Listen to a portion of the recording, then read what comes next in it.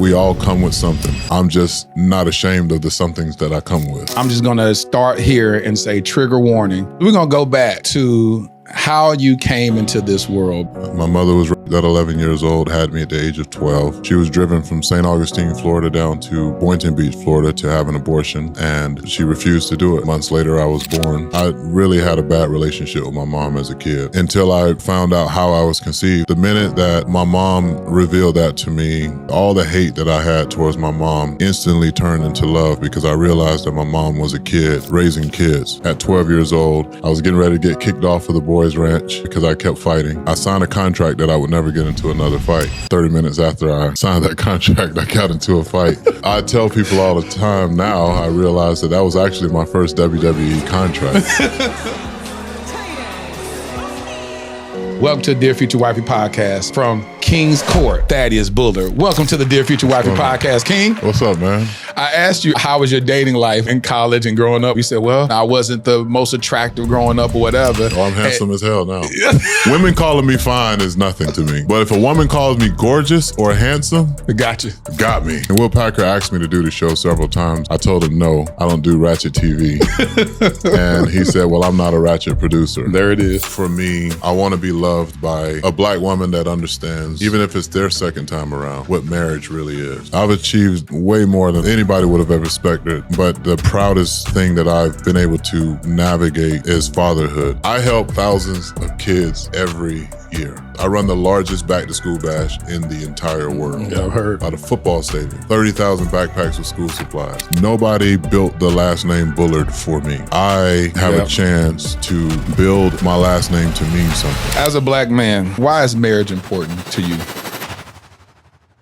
The Dear Future Wifey podcast has global impact. From Texas, I have been on this journey of healing and self-discovery, and this podcast has been a vital part of my process. Guyana, God's establishing through you a legacy, a display of freedom found in authentic spirituality. California, I've learned so much as a single man through your podcast and continue to learn so much as now a married man. Nigeria. This is just therapy for me. You know, I've been healed. I've been strengthened in my convictions. I've understood how to do singlehood better. Amsterdam. The way that you've shown us how it is possible for a man to be as intentional as you are. New Jersey. I appreciate your vulnerability. I appreciate just being able to see that there is life after divorce. To New York. I am a single woman, so these episodes really give me hope and courage that God does have a husband for me. Discover, uncover, and recover love. I'm Titus Whitfield, and this is season 10 of the Dear Future Wifey podcast. Welcome to the Dear Future Wifey podcast. I'm your host, Titus Whitfield. Listen, are you still shacking up with us? If you're still shacking up with us, can we get a commitment? Hit that subscription button and subscribe. Make sure you turn on your notification bell so you'll be notified about upcoming episodes. And hey, while you're at it, head over to Patreon. That's where you get a chance to see BTS footage. You get to see me traveling. You get to see little hints that I drop about the mystery bride. So if you want to follow that journey, make sure you head over to Patreon. And hey, let me go ahead and just shout out the patrons that have joined thus far. Y'all have been finding so much value in the content. So thank you so much for rocking with us. Make sure you click the link in the description, sign up for the mailing list. Listen, man, this king that I have on the podcast today, you know, I always call a lot of men kings when they sit on the yellow couch, but he's actually on the show where he's called a king for real. So without further ado, welcome to the Dear Future Wifey podcast. My homie from King's Court, Thaddeus Bullard. Welcome to the Dear Future Wifey podcast, King. What's up, man? What's up, King? Yeah, that's what's up. So let me tell you something. One thing I said to you right when you came in the studio was how much I valued how you showed up on this dating show. Because a lot of times, a lot of dating shows, they become very salacious, but you've always, I mean, on this show, you've been really grounded and you showed up with impeccable emotional awareness. And let me ask you this. Have you always been like that? Yeah. I mean, I guess the most rewarding part about this process and this journey on being on King's Court is that the folks that really know me are looking at the show and they're like, oh, yeah, that's him. And there's obviously been some growth points for me throughout my life And I understand where I am now versus where I was probably 3 years ago and 5 years prior to that. And it has been a process. And I would tell any man or woman that, for me, what you're seeing now is just a person that's a recipient of great therapy counseling, great introspective thoughts of who I am, and kind of a rebirth of who I am. I've always felt like I'm that dude, and if you look at my resume and my track record of what has been accomplished through me, I sometimes I look at the things that I've been able to accomplish, and it's not what I've accomplished, is what God's allowed me to do.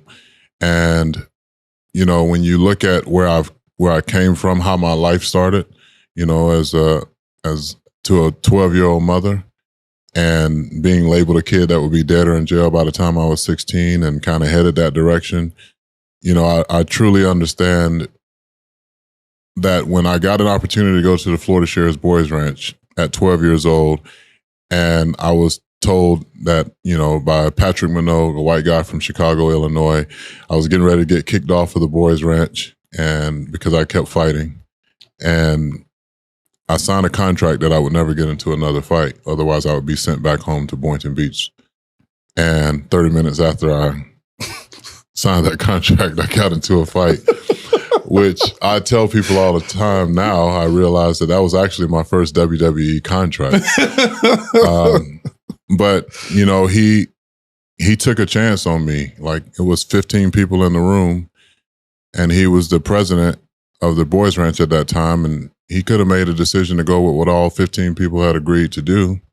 And, he took a chance and said, I love you and I believe in you, and that there's no such thing as a bad kid. And at that time, I asked him, I was like, how can you say that? I've been told I'll be dead or in jail by the time I'm 16. I'll never graduate from high school, which in my family, nobody had ever graduated from high school. Wow. Nobody went to college. You got to consider the fact that my mom never even walked across a high school graduation stage until after I walked across a high school graduation stage. Good. And so for me, showing up on this show, like I promised Will Packer. Will Packer asked me to do the show several times, and I told him, no, I don't do ratchet TV. And he said, well, I'm not a ratchet producer. There it is. And he said, look, it's no pressure. I'm going to have someone reach out to you, kind of show you some episodes of Queen's Court, and so that you can kind of get a feel of what the show is about.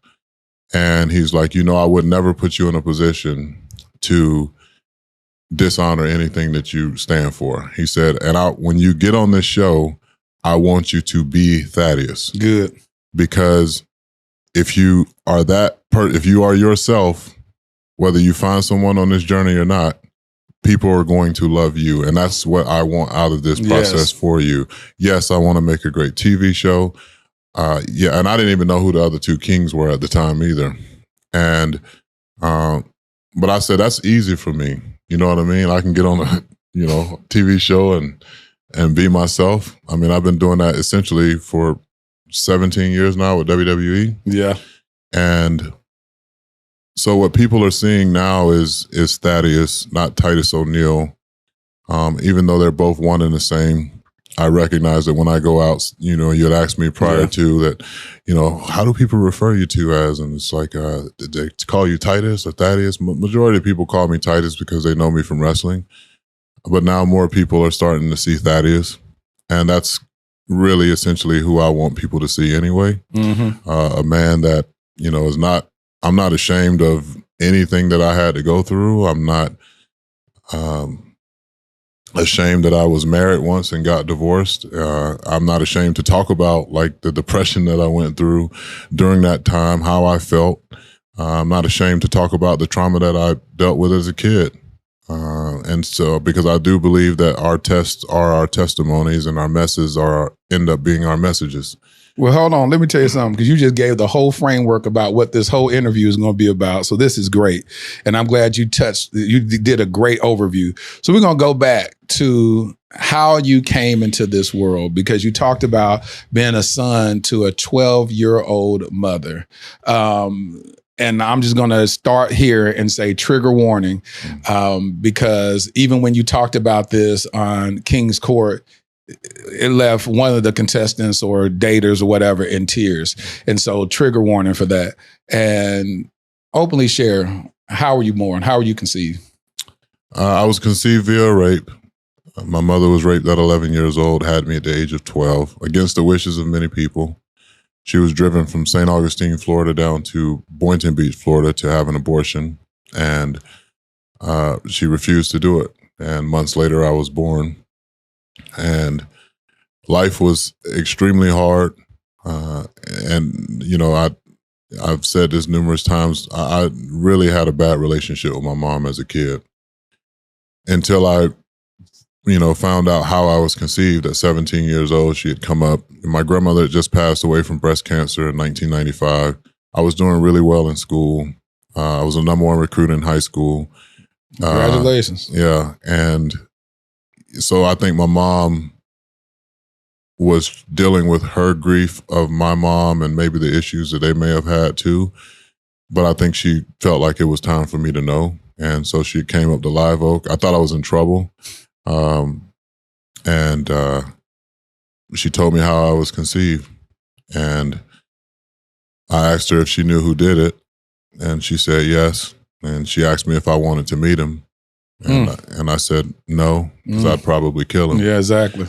But you know, the minute that my mom revealed that to me, like all the hate that I had towards my mom instantly turned into love, because I realized that my mom was a kid raising kids.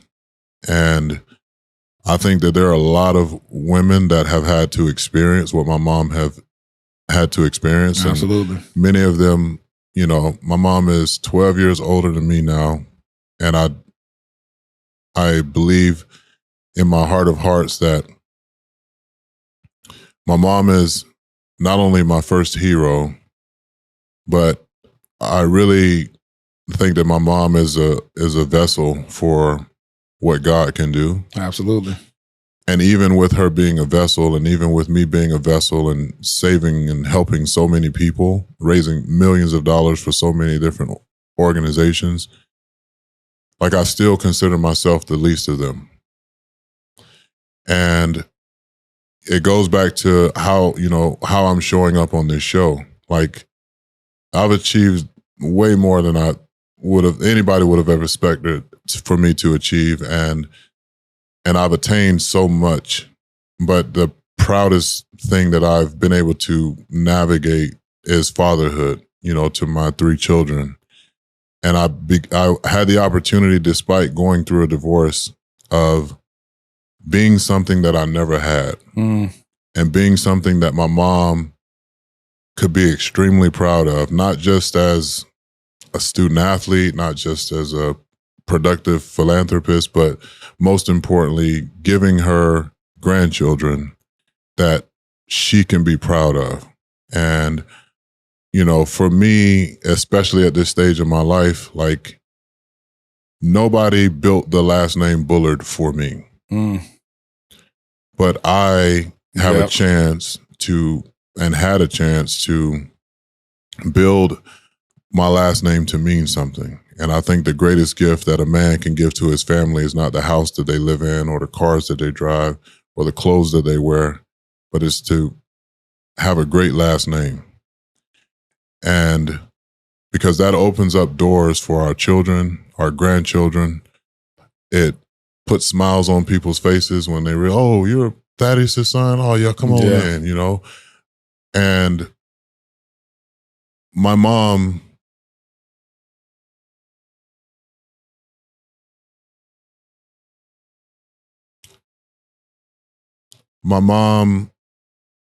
could be so much greater by sharing her story, but I recognize the fact that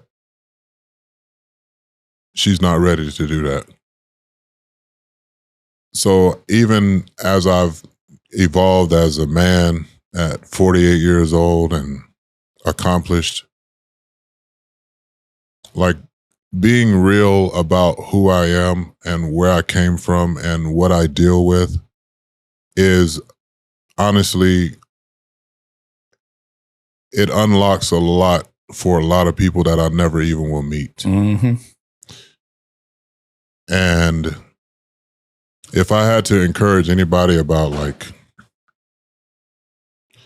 authenticity and showing up as your real self, it's the greatest gift that you can have. It's freedom. And at this stage in my life, like, you know, there was a time that I'd never thought I would want to be a husband again. And I realized that was the enemy and the devil trying to take away something that was for future, not what I have. I want to be a husband. I want to be a really, really good husband to my wife. And I know that she's out there. And this journey for me was an opportunity to show people like, hey, I can be a lot. I'm going to be a lot. I'm going to test you. I'm going to make you happy. I'm going to make you mad as hell. But I know that I'm a man of God. I know that I'm a man of substance. And I know that I'm called for a much greater purpose than what they currently see at the moment. And that's why I understand that whoever my wife is going to be, I have to provide grace and forgiveness for her long before I even meet her. That part. I have to make that decision that I'm going to forgive my wife for anything that she may do to hurt me, because Jesus died so that we can all live this life of freedom. Absolutely. And we all come with something. And I'm just not ashamed of the somethings that I come with. Me either. And I let you know right away. I want to go back. Because it may be some men struggling with, we always hear about women going through having quote unquote daddy issues, but very rarely do we talk about mama trauma and what that looks like and how that shows up.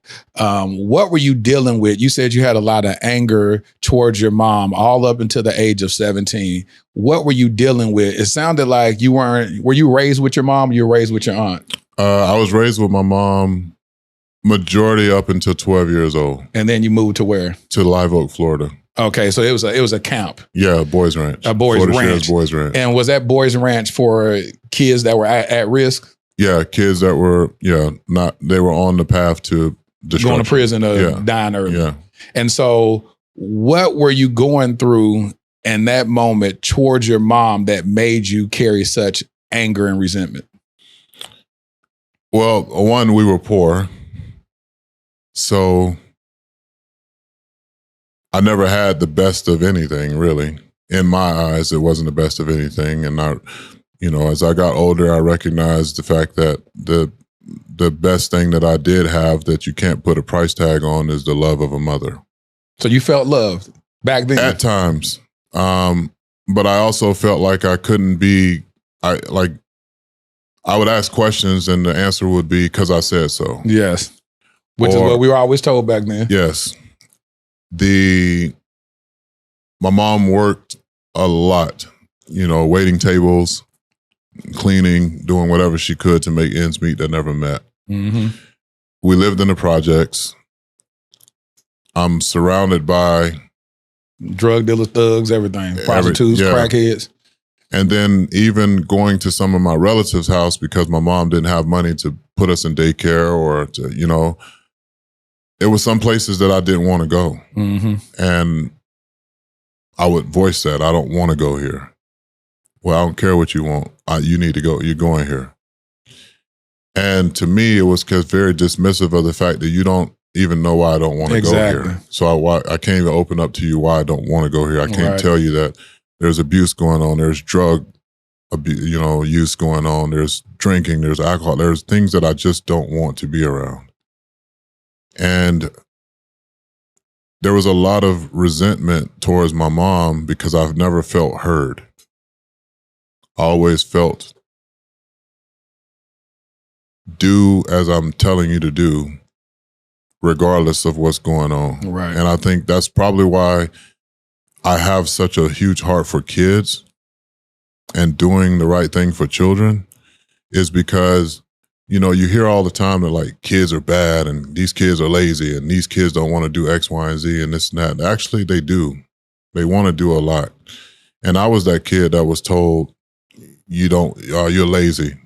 Because I found an easier route to do something than you. Like we went to school, we had to look up things in a thesaurus or an encyclopedia. Yeah. They got Google now. They can get on their phone and get this information like that. Yeah. That doesn't make them lazy. That makes them advanced. Yeah. You know, it's a lot of older people, including myself, like, hey man, show me how to work this phone. Like I need to do this update, you know? And so I think a lot of Black men, especially, that grow up with single mothers, like there's this great amount of joy and pride to be able to make your mama proud. Mm-hmm. But there's also this huge responsibility because some cases those mothers become entitled, like that, well, since you're doing this now, you need to do this for me. And that to me was a source of resentment as an adult. Like, you're my parent. Like I told my kids, I asked them one day, they were, 12 and probably 14, my two sons. I said, what do you guys want to be when you grow up? Or what do you want to do? It's like, oh, well, I want to go play pro football. I want to go to college. I want to do all these things, yada, yada, yada. And then I want to make a lot of money. I want to buy you. Titus was like, my youngest son's name is Titus. He's like, I want to buy you a house and I want to buy mom a house. And I was like, first of all, let me tell you and TJ something. Don't buy me and your mom nothing until you're settled for yourself. Our job as your parent, or as your parents, is to put you in the best place possible to be successful. The sacrifices we make is to give you the best life and the best opportunity possible. But I don't want to own a house that something goes wrong and you get injured or whatever, and now you moving back in with me. He said, defeat the purpose, huh? Yeah. I'd rather you own the house. Yeah. You set a place for yourself.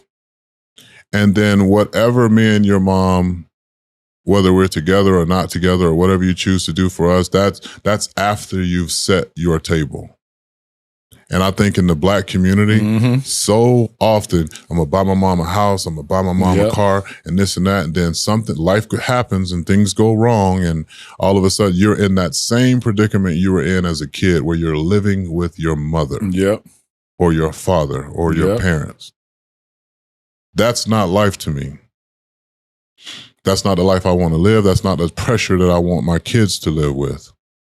I want my kids, all of them, to have their own space so that if they want to punch the wall, they got to pay for it. I want my kids to have their own space where they can raise their family. They can have whatever friend they want to have over, and they don't have to look over their shoulder and wonder if dad or mom is going to get upset about whatever in their house. Hey, if you want your house to be filthy, that's on you. That's your house. That's how you want to live. Yeah. Let me ask you this. When you were 17, after you got to a place of forgiving your mom and understanding the plight of her life, did you give yourself that ideology? I'm going to buy my mom a house. We grew up poor, and I'm going to make sure that the life that wasn't afforded to me, that I'm going to make sure that my mom is introduced to a better lifestyle? No, I didn't. And I'll tell you why. Because you asked me about like having, different traumas throughout mine. So when I had to go to the boys' ranch, I felt like my mom gave up on me, which was another trauma. Yep. Abandonment. So I felt like my mom had just given up on me, and that was a source of kind of my anger at the time. So when I tell you that 17, like I'm doing well and I'm understanding that like my mom was a kid trying to raise kids. At 17, I'm still a kid trying to figure out life. But I got empowered and motivated and inspired knowing that like, okay, this is part of my story, but it isn't part of my ending. And my mom never had anything to do with what I saw my ending being. So did she come visit you at the boys' ranch? Yeah, but it was kind of controlled just because while they're working on me there, they're working on her. Okay. You know, she's getting services, and I have 3 younger brothers. And so, you know, she's raising them as a single mother. Put context, how long were you there? I was supposed to be there for 18 months. I ended up staying for 5 years. 5 years? Yeah. Because you kept getting in trouble? No, actually, it's the opposite. It was the first 11 months, or actually the first 6 months, I was about to get kicked off. And, you know, that conversation that I had with Patrick Minogue, it really kind of, like, I've always been a very rebellious person. I still am to this day. Don't tell me what can't be done. Don't tell me that I can't do something, because for years I was told I can't do, I won't do, I will never do. And I just realized that, like, that at those times that they never saw what God could do through me. And did you believe in God back then? I always believed in God. And even now, you know, I don't call myself a Christian. I'm a man of faith. I think the Christians, the Catholics, the Muslims, Buddhists, I think all of them have their extremists. And I think that for me, Jesus Christ died for everybody.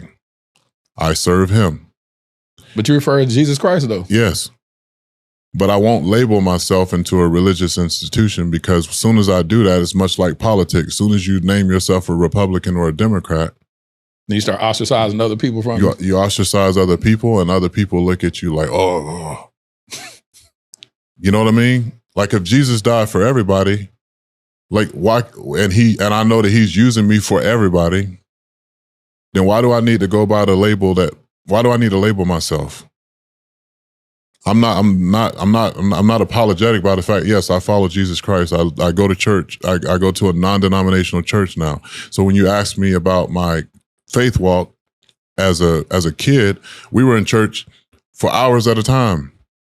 But I also see these same people that were pastors, you know, deacons and folks that were at the church all the time, drinking, smoking, cussing, fussing 5 minutes after we got out of church. That doesn't make those people bad people. It just made me look at, like, okay, is this all a show? Like, a homeless guy at 13 years old is what led me closer to Christ. What happened? So I'm in high school at Live Oak. I'm in the 9th grade, and we used to have a homeless guy come to practice all the time. He loved football, and one of our Booster Club president used to get pastries from Publix before they threw them out every Thursday. Yeah. And so he'd come with a truckload of pastries every Thursday. That was our walkthrough day, because we played on Fridays. And we'd all just grab stuff. Well, I would always, on the way by, give him stuff. And I found out that me and him both loved the blueberry streusel cake. And so he stopped me one day and he said, "Hey, do you mind if I, talk to you for a second?" And I said, "Yes, sir." So I sat there and he said, God is gonna use you to do some mighty things. Really? And I said, "Man, I can't wait. I can't wait to, go to college so I can go to the NFL and make a lot of money so I can help a lot of people and, do all these amazing things for people." And he said, "It has nothing to do with you going to the NFL. God is going to use you to do mighty things, regardless of what where profession." Yeah. And, the way I grew up, people picked on handicap, people picked on the homeless, people, nobody was spared. Yeah. And I could have said, "Well, you homeless, how you going to tell me?" But I received it from him. Absolutely. Only to develop this relationship with him over the next few weeks. And I asked him the question. I was like, "Hey, if you don't mind me asking, how did you end up in this situation?" He said, if I told you that I was a CEO of a major company with a nice, beautiful home, great family, 2 beautiful daughters, would you believe me? And I said, "If that's what you say your story is, that's all I would have to go on." And he said, that's exactly what my life used to be. Gambling, drugs, and alcohol took me away from my family. And so within a matter of meeting him in the beginning of the year, towards the end of the season, I found out that my high school football coach was best friends with his ex-wife. Oh, wow. So then I asked him, I asked my high school football coach, is such and such going to be at the banquet this year? I heard she usually comes. And he was like, how do you know her? And I was like, oh, I just heard a lot about her, And mind you, also too, Matt Fryer and Todd Fryer, their family owned Wayne Fryer Mobile Homes, which was the largest mobile home distribution manufacturer in the Southeast. Right. And Todd used to always want me to go to church with him. Todd's white. We're in Live Oak. It's a white church. I grew up in an all-white church. I grew up in Assemblies of God. So I was the only black family in an all-white church. So I ended up going to church with him. And,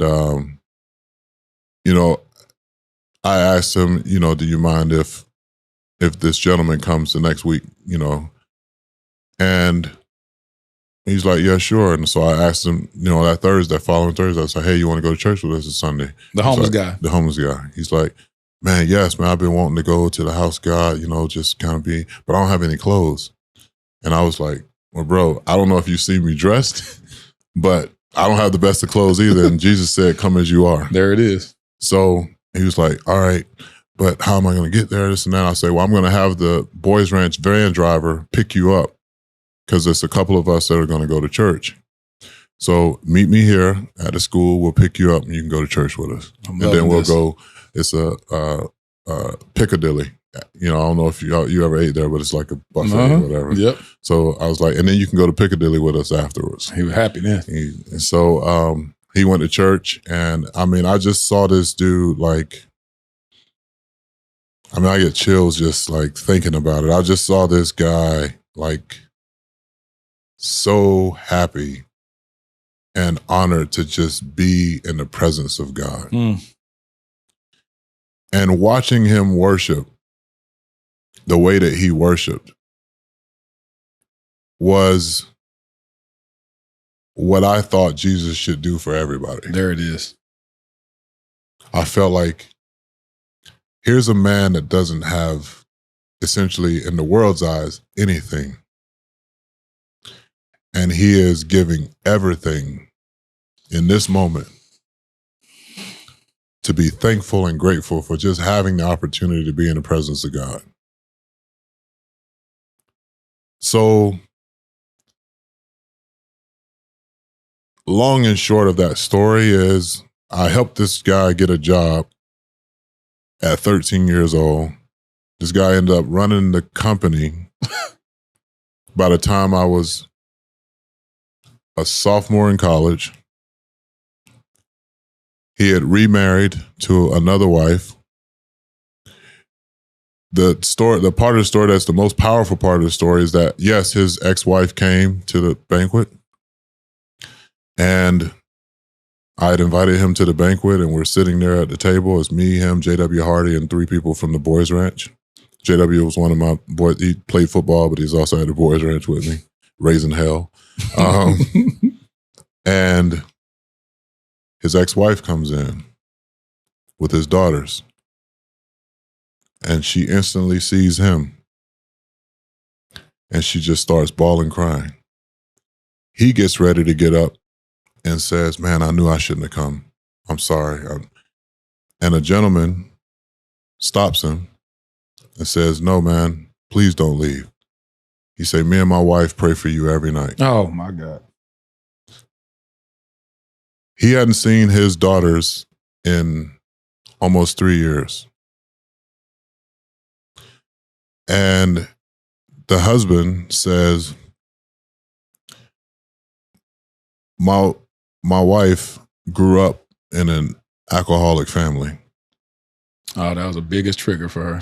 And she didn't want her daughters to be in that situation. So Now this man is seeing his daughters for the first time. Now they're reconnecting. He's friends with his ex-wife. It's just a beautiful thing to see. And so when I'm in college, you know, a few years later, he came to one of my games. He's the biggest Florida State fan ever. So for him to come to a Gator game was a big deal. He came to the game, him, Patrick Minogue, another guy from the Boys Ranch and like his family, they all came to the game to root for me. And after the game, I'm a sophomore now, so I'm like 19. I met him when I was 13. He says, "You remember when I told you that God's going to do mighty things for you, through you?" He said, "At 13 years old, you helped me get a job, reconnect with my family, and see God for who he is. You put me in the presence of God when I didn't even think I deserved to be in the presence of God."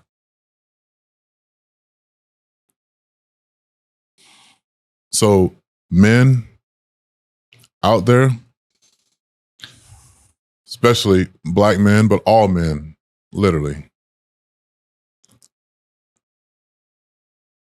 Life is hard for all of us. We all are dealing with different traumas, triggers, etc. And most of those traumas and triggers that are projected onto us, we don't even get a chance to process these things because we're not supposed to have feelings.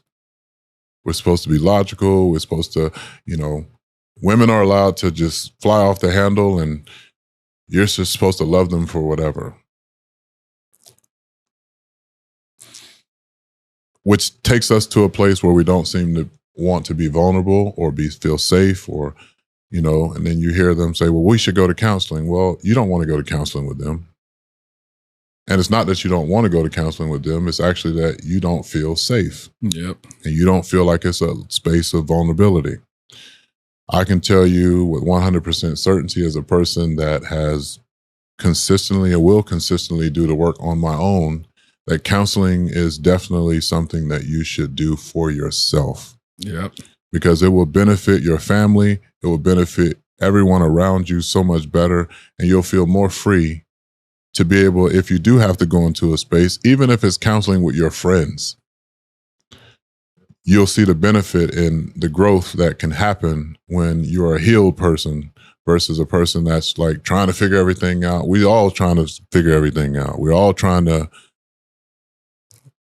be the best version of ourselves. And sometimes it takes people a certain time period to get there. Yep. And for the women that are in these men's lives, like you can't tell a grown man what he should be doing. Like, you don't want him to turn around and be like, well, you know, Stacy cooked for her husband every night, you know, and she cook and she clean and she do all these things, this and that. Because the first thing you're going to say is, I'm not Stacy. Exactly. I'm me. You married me. You're with me. I don't compare my kids to anybody else. I don't tell my kids, well, why can't you just be like Bobby and he do this for his parents and they do this and they do that. It's like comparison is the thief of joy. Yep. In any regard. And you know, the beauty about where I am in life today, nobody compares to me. I'm a free man. Nobody compares to Thaddeus Bullard. And that is not a ego talking. That is a healed man that understands and knows who he is, more so now than he knew at 8 years old, 12 years old, 17 years old, now 48. So you can't tell me nothing, literally, about myself that I'm not willing to tell you about yourself. I'm not ashamed of anything from my past. That's good. So nobody can use that as a weapon against me. So you might have to say, oh yeah, man, you remember you cussed out such and such? I sure do. So Thaddeus, you know, that's what this whole platform was built on. This whole platform was built in 2020 of me saying, I said, journey with me as I discover, uncover, and recover love. And I use this platform as my own personal space of healing, where I said, hey, I was married for almost 10 years, 2 weeks shy of 10 years. I cheated on my ex-wife after I filed for divorce. 2 weeks shy of 10 years of marriage, I said, I need to become a better man. Mm-hmm. And then I ended up creating this platform 5 years later to heal and have conversations with people that will be transparent and vulnerable. The Bible says that people overcome by the word of our testimony and by the blood of the Lamb. So I said, I want to find transparent, vulnerable people that can sit on that yellow couch and openly share about their idiosyncrasies, things that they've, mistakes that they've made, places that they want to heal in, whether they're married, single, divorced, people have dealt with bearing the loves of their lives. Let's have conversations so that we can glean insights. And so I love the language in which you're speaking, because this is totally the heart posture of the Dear Future Wifey podcast. How did your dating life look? Coming from that 17 years old, forgiving your mom of that, being very instrumental in the life of this homeless man, watching God use you at a very young age. How did that show up in your dating life? What kind of decisions were you making, especially in college? You know what I'm saying? Having to pick of the litter, you down there in Florida, all these women doing what women do. What did that look like, and how did that show up in your dating life? Well, I mean, if I told you this today, it would... To a lot of people, like, I didn't date a lot of people in college. I didn't have a girlfriend in high school. Like, I think I felt like I was the ugly duckling in middle school and high school. Like, I didn't have a lot of dating experiences. So when you say dating, you didn't have a girlfriend, you wouldn't smash nobody? Oh no, I can't say that. Okay, we gotta get specific when we talk to men. I'm trying to tell women. You asked for relationships. I said, how they look like your dating life? I ain't saying I wasn't no loose cannon out there.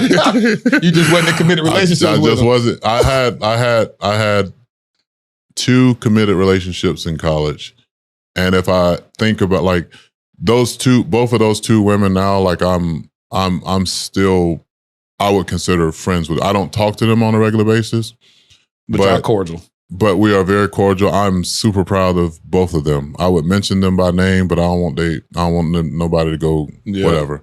But you know, there are 2 women that I dated in college that were phenomenal women, and to see them now as mothers and wives, I definitely had my fair share of really good women in my life.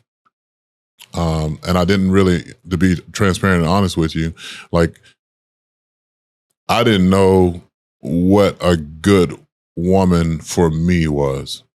Still on this journey to find out what's a good woman for me. You still feel like that right now? 48, evolved, emotionally intelligent. You still feel like you struggle with what a good woman looks like? No. I don't feel like I struggle with what a good woman looks like. For you?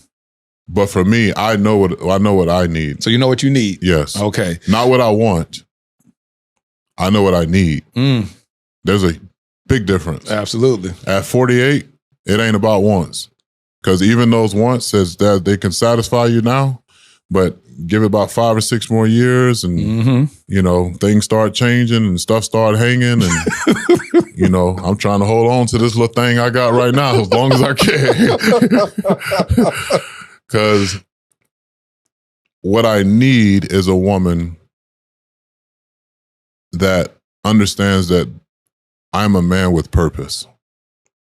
And I am not going to shy away from my purpose. There it is. I'm going to walk in it. I'm going to be obedient. There is no sacrifice greater than the obedience that I am committed to doing within my purpose. And some people will say that's very selfish. You can call it what you want. There's somebody out there that will love me. Absolutely. And understand that, you know what, because he is the greatest version of himself, he will be able to be the greatest version of a husband to me. That part. I don't have a list, because to me, those that, you know, have these lists, what happens when they check off a bunch of stuff, but then they stop doing certain things that were on the list? Then you want to check them off out the equation and say, I want to be with that. Ain't love to me. Exactly. So there are so many different components of love that are built under agape. Yep. And for me, I want an agape love. Absolutely. Because I know I'm going to get on your damn nerves. I'm going to piss you off. I'm going to make you mad. I'm going to make you happy as hell in 1 minute. And the next minute, you're going to be like, this Negro is crazy. And I'm not afraid of any of those aspects. Because guess what? It's going to be some times that I'm going to say, this Negro is crazy. Yeah. And there's a freedom in knowing that you can be who you are, and that person's never gonna leave. And like, not that they're not necessarily even that they're never gonna leave. It's that they see you past that. They see you past these things. And I know for a fact for me, and I talk about it on the show, like, some people think that I don't regard feelings because I'd be like, I don't care about your feelings. I do care about your feelings, but if your feelings don't have anything with anything I said or I did, I can't take responsibility for that. I can't. So if somebody comes to you, I mean, everybody know you got a fiance, right? Yeah. Okay. Which I met her. She's She right here. So she getting the chance to watch the filming of Dear Future Wifey for the first time. So you special. I'm honored. Yeah, you real so special much. right now. There it is. Go ahead, shout out. She done threw up a little she's a Delta sign. too. There it is. There it is. Fun fact. He just dropped a fun fact right there. There it is. Yeah. So if your soon-to-be wife came to you and you had a conversation with her, and you expressed all these things that you saw that were wrong, and you did it very clear, because that's what most men want to do. You just want to get to the point. Yeah. And she turns around and she says, well, I feel like you don't understand because, you would do this if you knew this, and you would do this if you would do that.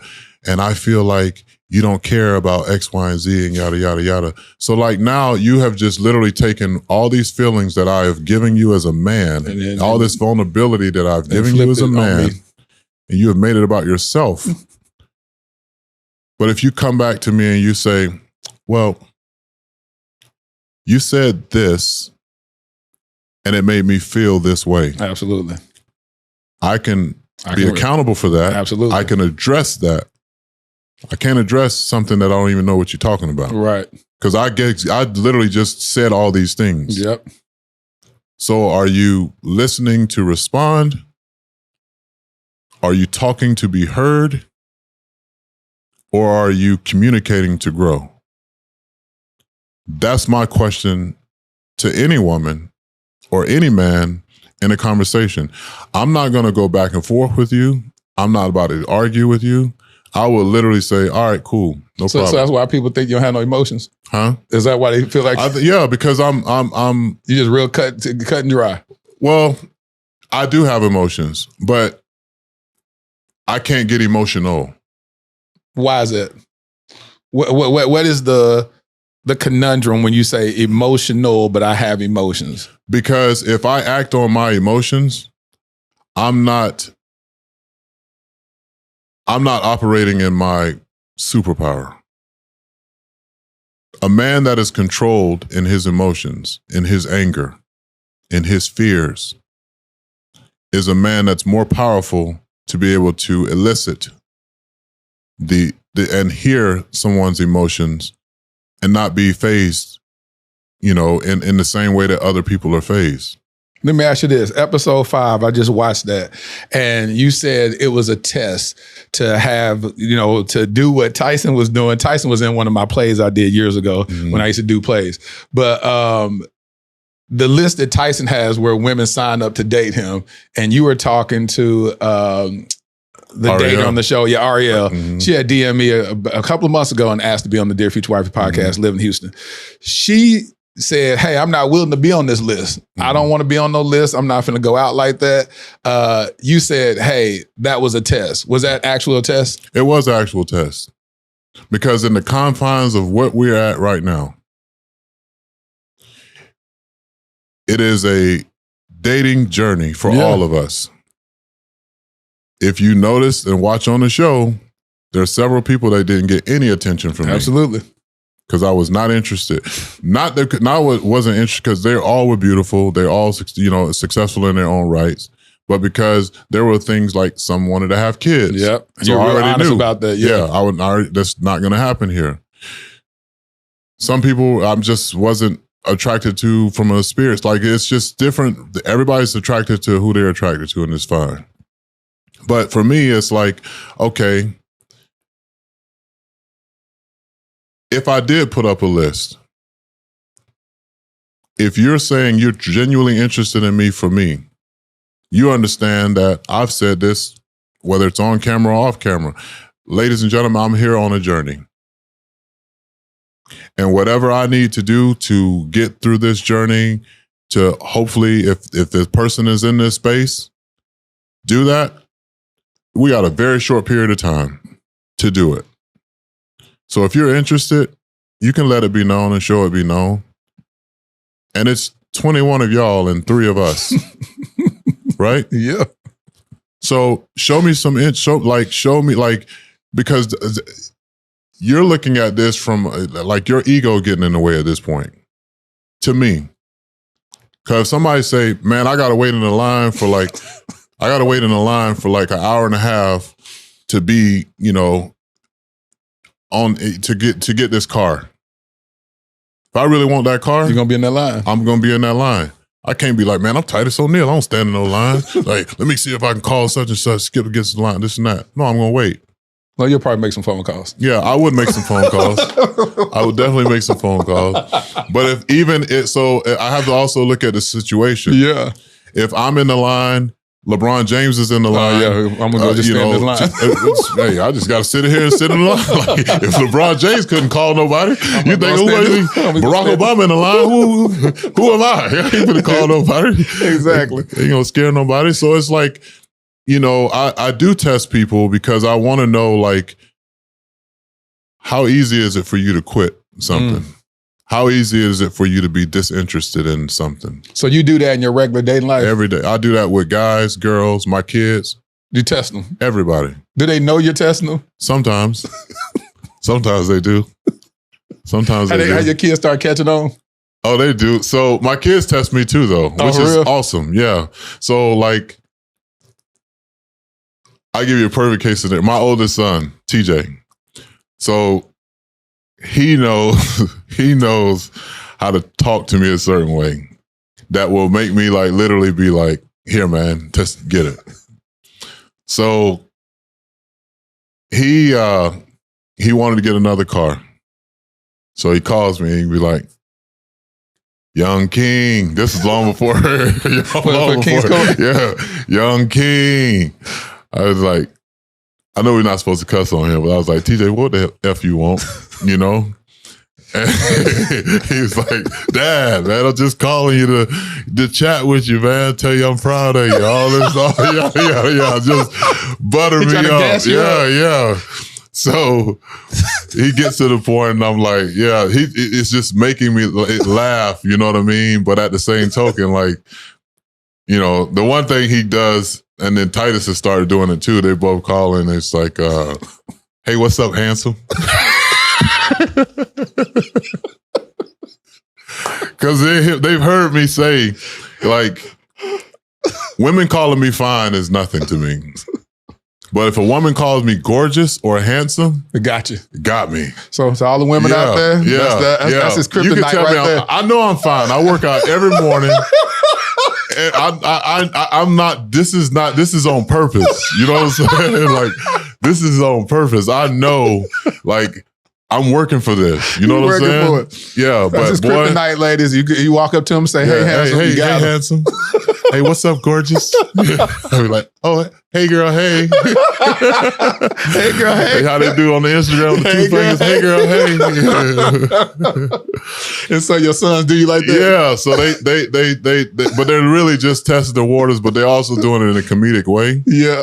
And it's like, you know, I love my sons, man. I love my daughter too. I got a chance to spend some time. My daughter, so I adopted my daughter, you know, so a few years ago, and she's at UMass getting ready to, she plays basketball, and then my oldest son plays football at UCF. Hold on, you can't just talk about adoption. How'd that work out? How'd that come about? Yeah, so me and her mom were friends for a long time, and her mom had some health complications, and she felt like, you know, she was going to go through a procedure and didn't feel like her best.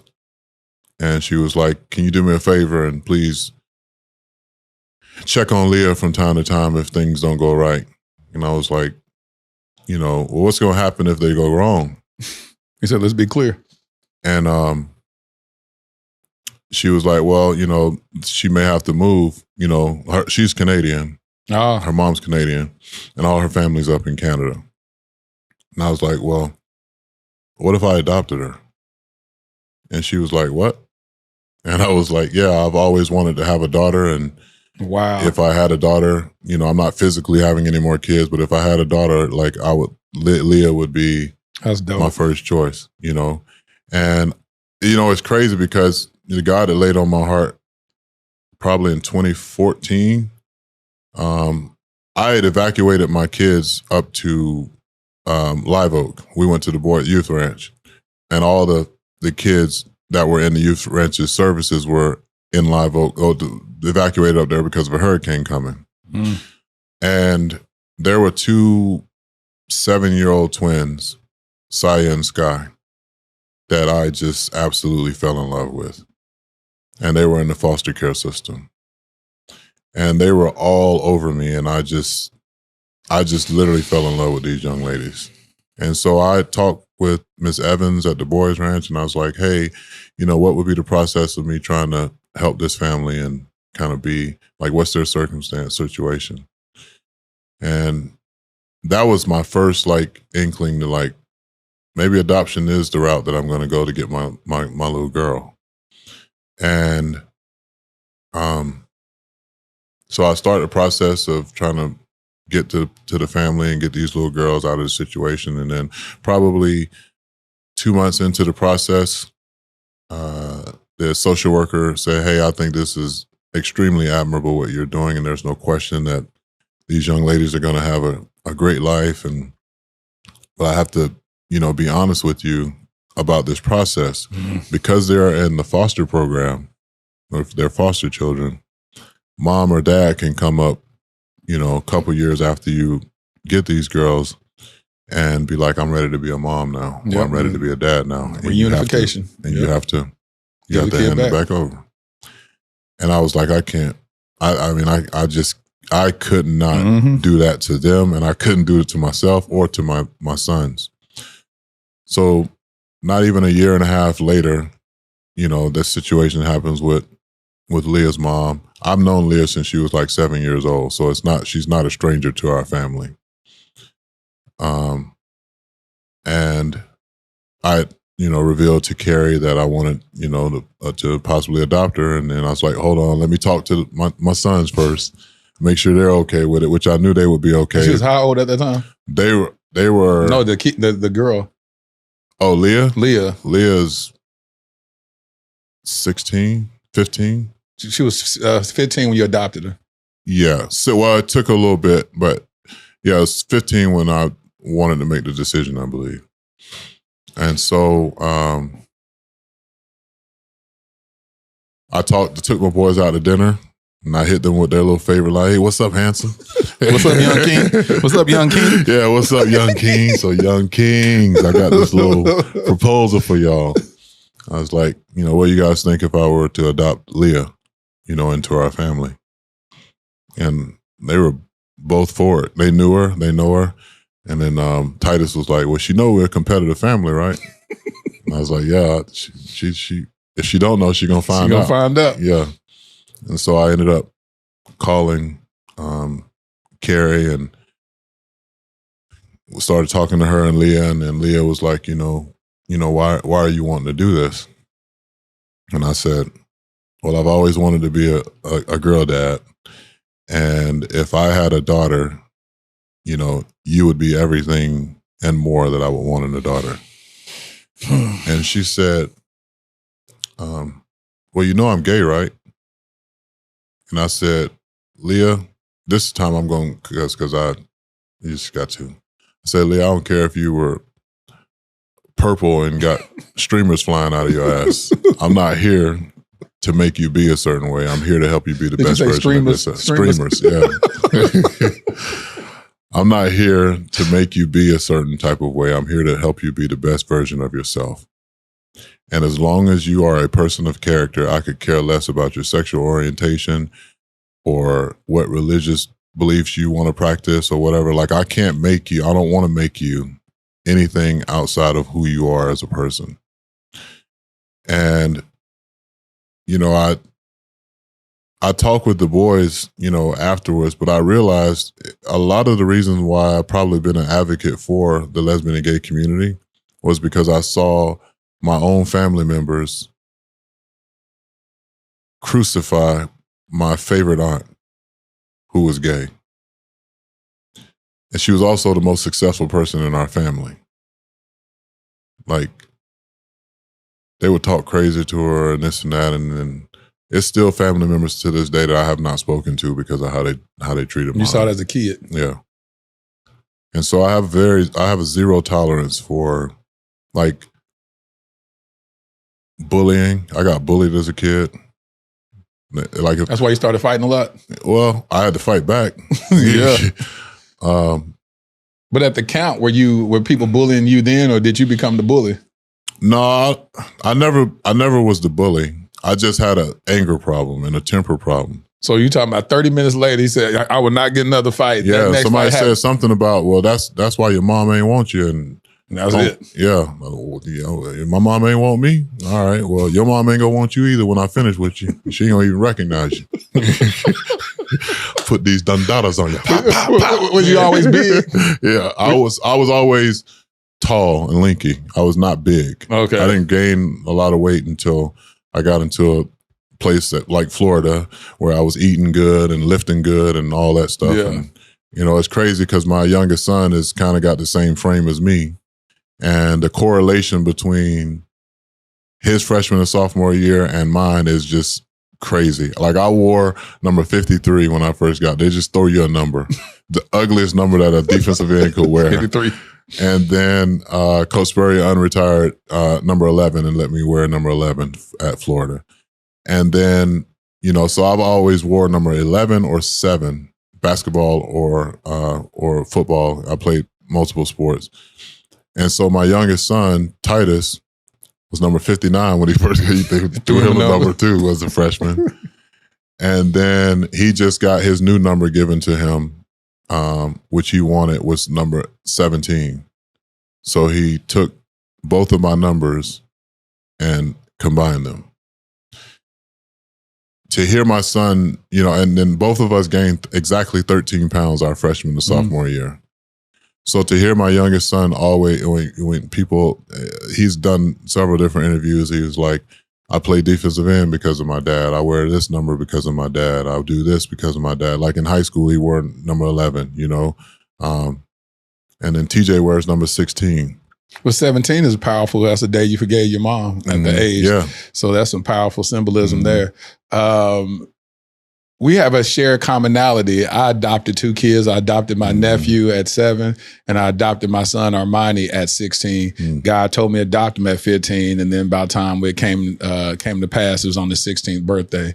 So I always love it when I hear anybody say that they had the compassion to adopt somebody, but especially men. You very rarely, you're probably the only man I've ever talked to that adopted a kid, which is very, very unconventional because as statistics will have it, or what society will say, especially as Black men, we only want to take care of our own kids, let alone go adopt somebody else's. So salute to you, young king, for adopting. And now you became a girl dad. So that's beautiful. How long has she been in your life? Well, she's been in my life since she was 7. She's 19 now. Okay. So she's been a Bullard for last few years. You take a quick. All right. So first of all, it's very unconventional for you to say what you just said. You said that earlier in the interview, you talked about how you desire marriage. Let me ask you this from a dating age range, because you said you don't want to have kids anymore. Actually, medically, you can't have kids anymore. Snip, snip. And so when you look back. I'm not getting the reverse. And you're not getting the reverse. You said absolutely not. Let me ask you this for those that didn't watch the show. Why not? Why you say you don't want to have kids anymore? Well, at first, they have to understand that I got divorced. And to me, like, that was my biggest loss in life. Not from a standpoint of, you know, stuff, life happens to everybody, but just because I had achieved everything that people said I would never achieve. And then I finally get a chance to operate in the space of marriage where I have both of my sons in marriage, in wedlock. I was born out of wedlock, out of love. And, again, I went through probably the greatest point of depression during this, not only the process of divorce, but even afterwards, of trying to find myself. And I had made a decision that, you know what, maybe marriage is not for me, which I think that if men or women are honest with themselves, they probably come to that too. You're talking about after coming through a divorce? After going through a divorce. Probably like, you know what, I'll never do this again anyway. So, like. What led to your divorce? I mean, there was some infidelity, but I think also too is we got married pretty young and quick, and we didn't really build a friendship. So everything was in the confines of a husband and wife when neither one of us saw a husband and wife as kids. Stop real quick. Friendship. Why is friendship important? Because, when you don't necessarily feel like a husband that day, or you don't necessarily feel like a wife all day, that's still my friend.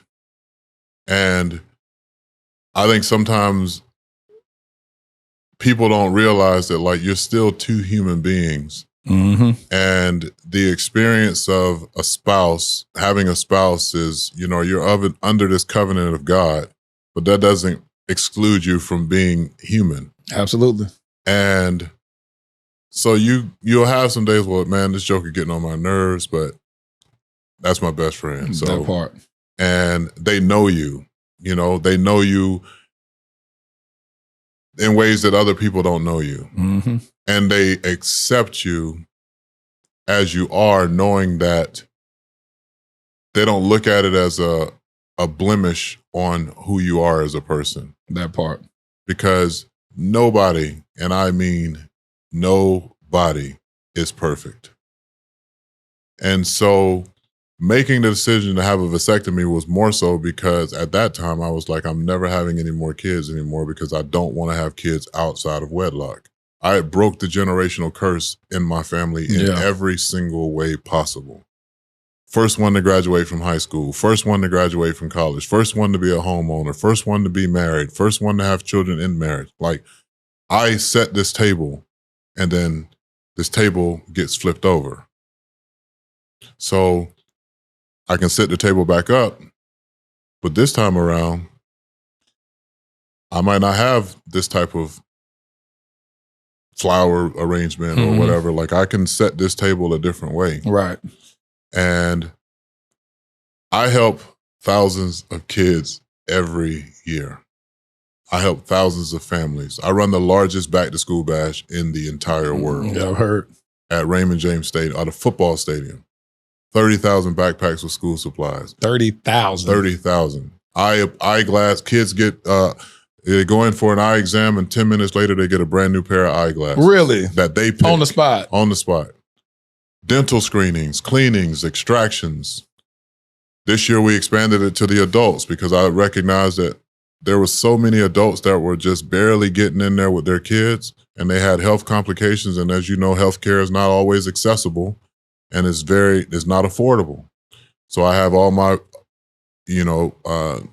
hospital partners and medical partners come in. We had over 200 dentists there. We had, if you see it, me telling you about it is one thing, you seeing it is another. We got a whole food activation out in the field. We got bounce houses. All of it free. All free. And this is the 8th year that we did it. Congratulations, man. Yeah. We helped 39,000 families during the holiday season, from Thanksgiving to Christmas, with food, clothing, toys. I have a public school that bears my name on it. Yeah, I saw that. Let me ask you this: does the homeless guy, since you won't say his name, he's not living anymore. Oh, he passed away. I was about to say, did he get a chance to see this back to school stuff? No, he passed away. He did get a chance to see me walk across the college graduation stage. Do you know how it would blow his mind to see this 30,000? He's seeing it. Oh, yep. He sees it. He's up there with my grandma. Looking down. And Patrick Minogue, too. He said it had nothing to do with football. Nothing. I've impacted more people outside of the platform of football than I ever would have imagined. I've gone more places. There's nowhere in this world that I have not gone.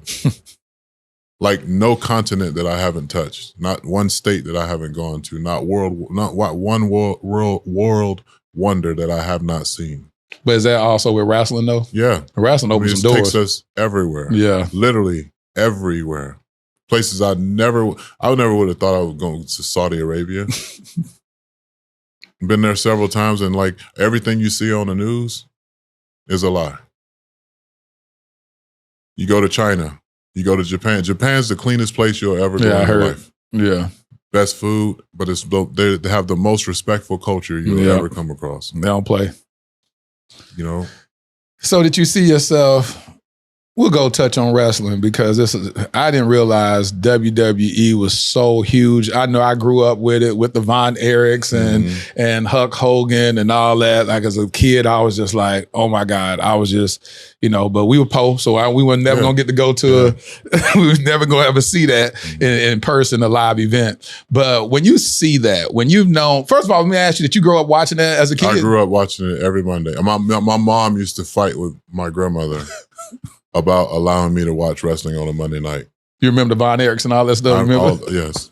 Yeah. They were so popular because they were from Texas, obviously, but they're royalty in wrestling, and there's several families that are royalty in wrestling, and the Von Erichs was definitely one of those families. So what did you think watching that as a kid and now being able to participate in that as an adult? I tell people all the time, we talk about numbers and twos and stuff like that. Like for me, it was 2 weeks after I got divorced. And then 2 weeks after that, I got denied a high school football coaching job, which is what we all thought that I was going to do. I was going to coach. I wanted to coach. And, I always say this, and I'll say it in a public setting as well. Richard Shanti, who was the athletic director at Chamberlain High School, I thank you so much because you made me a millionaire by not giving me the opportunity to be the high school football coach at Chamberlain High School. But here it is. Now I'm getting ready to do some things at Chamberlain High School. Oh, you are? Yeah. And full circle. Full circle moment. And so Dave Batista, is one of my best friends, and he used to talk to me about wrestling and this and that. And he's like, yeah, if you get a chance, you should try it out. It's like, man, I'm not doing that. I watched it growing up, but it's fake. And it's just, he's like, first off, it's not fake, it's predetermined. Yeah. So if I pick you up and I body slam you on this ground, you're going to feel it. If I hit you with this chair, you're going to feel it. And I was driving one day in South Tampa. I had a taste for some jerk chicken. I always tell people that food is like what leads me to all these great things I have in life, And so I had a taste for jerk chicken. There's this place called the Jerk Hut in Tampa. And so I was picking up a pair of dress shoes that I just got resold, and I was driving, and David told me about FCW, which was the place that, which is now called NXT, but it was our developmental system, the black and yellow building. And so I pick up the phone and I'm like, Dave, is this a place you've been trying to get me to come to? And he was like, yeah. He was like, ask for Dusty Rhodes or Steve Kern. And I was like, that's like Atomic Elbow? Dusty Rhodes? You tell me you just popped up on the place? Yeah. So I go to the back of the building. The sign clearly says FCW and WWE talent and employees only. You say, I'm going to show up anyway. Just bust up in the mother. Just walked in there. And it was some guys working out in the ring. And Norman Smiley was in the ring. And he looked down. He's like, can I help you? And I was like, yeah, I was looking to talk to Dusty or Steve Kern about possibly taking a look at this. And he's like, well, neither one of them are here right now, but we have a TV show. I'm sure they'll want to talk to you later on tonight if you want to come back. So I went and picked up my sons, who were 3 and 5 at the time. I said, hey, y'all want to go to a wrestling match? And he's like, is Uncle Dave wrestling? And I was like, no, this is where he would go like before he got on the big stage of WWE. Oh, wow. And we went. We watched the show. I looked over and I was like, you think Dad can do this? And TJ was like, Dad, you can do anything. And then I looked over at Titus and I was like, well, you think you want Daddy to do this? And he just shook his head. And so I had a 15-minute conversation with Steve Kern and Dusty afterwards. I'm driving home, and John Laurinaitis calls me and says, hey, I just got off the phone with Steve and Dusty. What kind of shape are you in? And I was like, well, I've never wrestled a day in my life. I work out. But he's like, well, we want to give you a tryout. It'll be 3 days, see if we like you, see if you like it, and kind of go from there. We'll pay you X amount per day for tryout. At this time, I just got divorced. Mm-hmm. I just got denied a high school football coaching job. And I was actually getting ready to try to go back to Florida to coach be assistant defensive line coach. So I was due to go back that Monday to talk with the head coach. Did that look promising? Huh? Did that look promising? Oh, it was very promising. But it still wasn't a guarantee. And meanwhile, I got 2 sons and child support and all these things and so I go I went to the show that Thursday. I came in that Friday. I worked out. It was the hardest thing I've ever done in my life. Like it's hard. And I'm driving back home and John calls. He said, all right, kid, we think we're going to give you a shot. He's like, normally it's like, so first thing I saw, I was like, what, really? And he was like, yeah, I think we're going to try to sign you. Normally it's like a 6 to 8 month process to get through everything. And I was like, John, bro, I don't have 6 to 8 months. I'm either going to do this or I'm going to go coach football. And he was like, well, give me an hour or so and I'll call you back. So he called me back and he was like, all right, we got to send you to Pittsburgh. And, you got to pass a physical first. And so they flew me out to Pittsburgh that Tuesday. I came back that Tuesday night. That Wednesday, they overnighted the contract. I got it Thursday. I sent it back. And then the following Monday, 2 weeks after I walked in that back door, I was learning how to become a WWE superstar. Now, I will say this. I was supposed to get paid for 3 days, and I only worked out 1. And I just got divorced. I'm like, hey, what about the other 2 days, though? He's like, no, we're going to pay you for all the days. I was like, yeah, because I need them coins bad. Coins real bad. So they said normally 6 to 8 months. Yeah, even longer, too, for some people. And you got in 2 weeks. Yeah. That's why he said the power of 2. Yeah.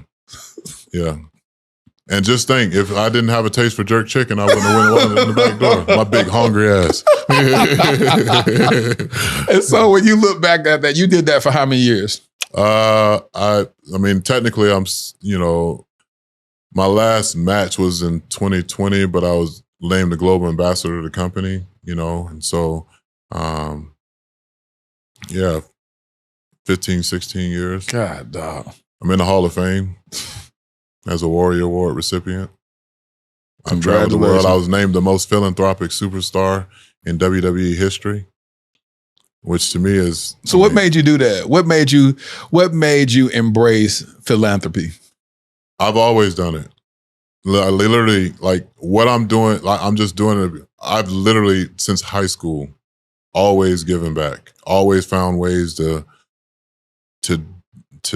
make people's lives better, put smiles on people's faces, as we used to say in WWE. And God trusted me with the little so that I can avail in the much. Absolutely. And the little I recognize each time, even if it's on a big scale, like it's going to get bigger because I'm going to stay obedient to what he's told me to do. Absolutely. 300 plus kids we've helped go to college. Several of them are playing in the NFL. I get to watch them on Sundays. Many of them are playing on Saturdays. Some of them are lawyers now, doctors, law enforcement officers. Same dude that was told he'd be dead or in jail by the time he was 16. So my wife has to understand that like where this constant, what seems to be, I'm just pushing stuff.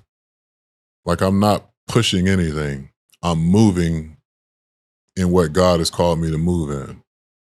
So let me ask you this. When you went on King's Court, were you going on King's Court genuinely looking for love? I say this, with all respect to the show. I honestly felt like I'm going into this journey single and I'm coming out single. But it doesn't mean that I'm going to exclude myself from a connection.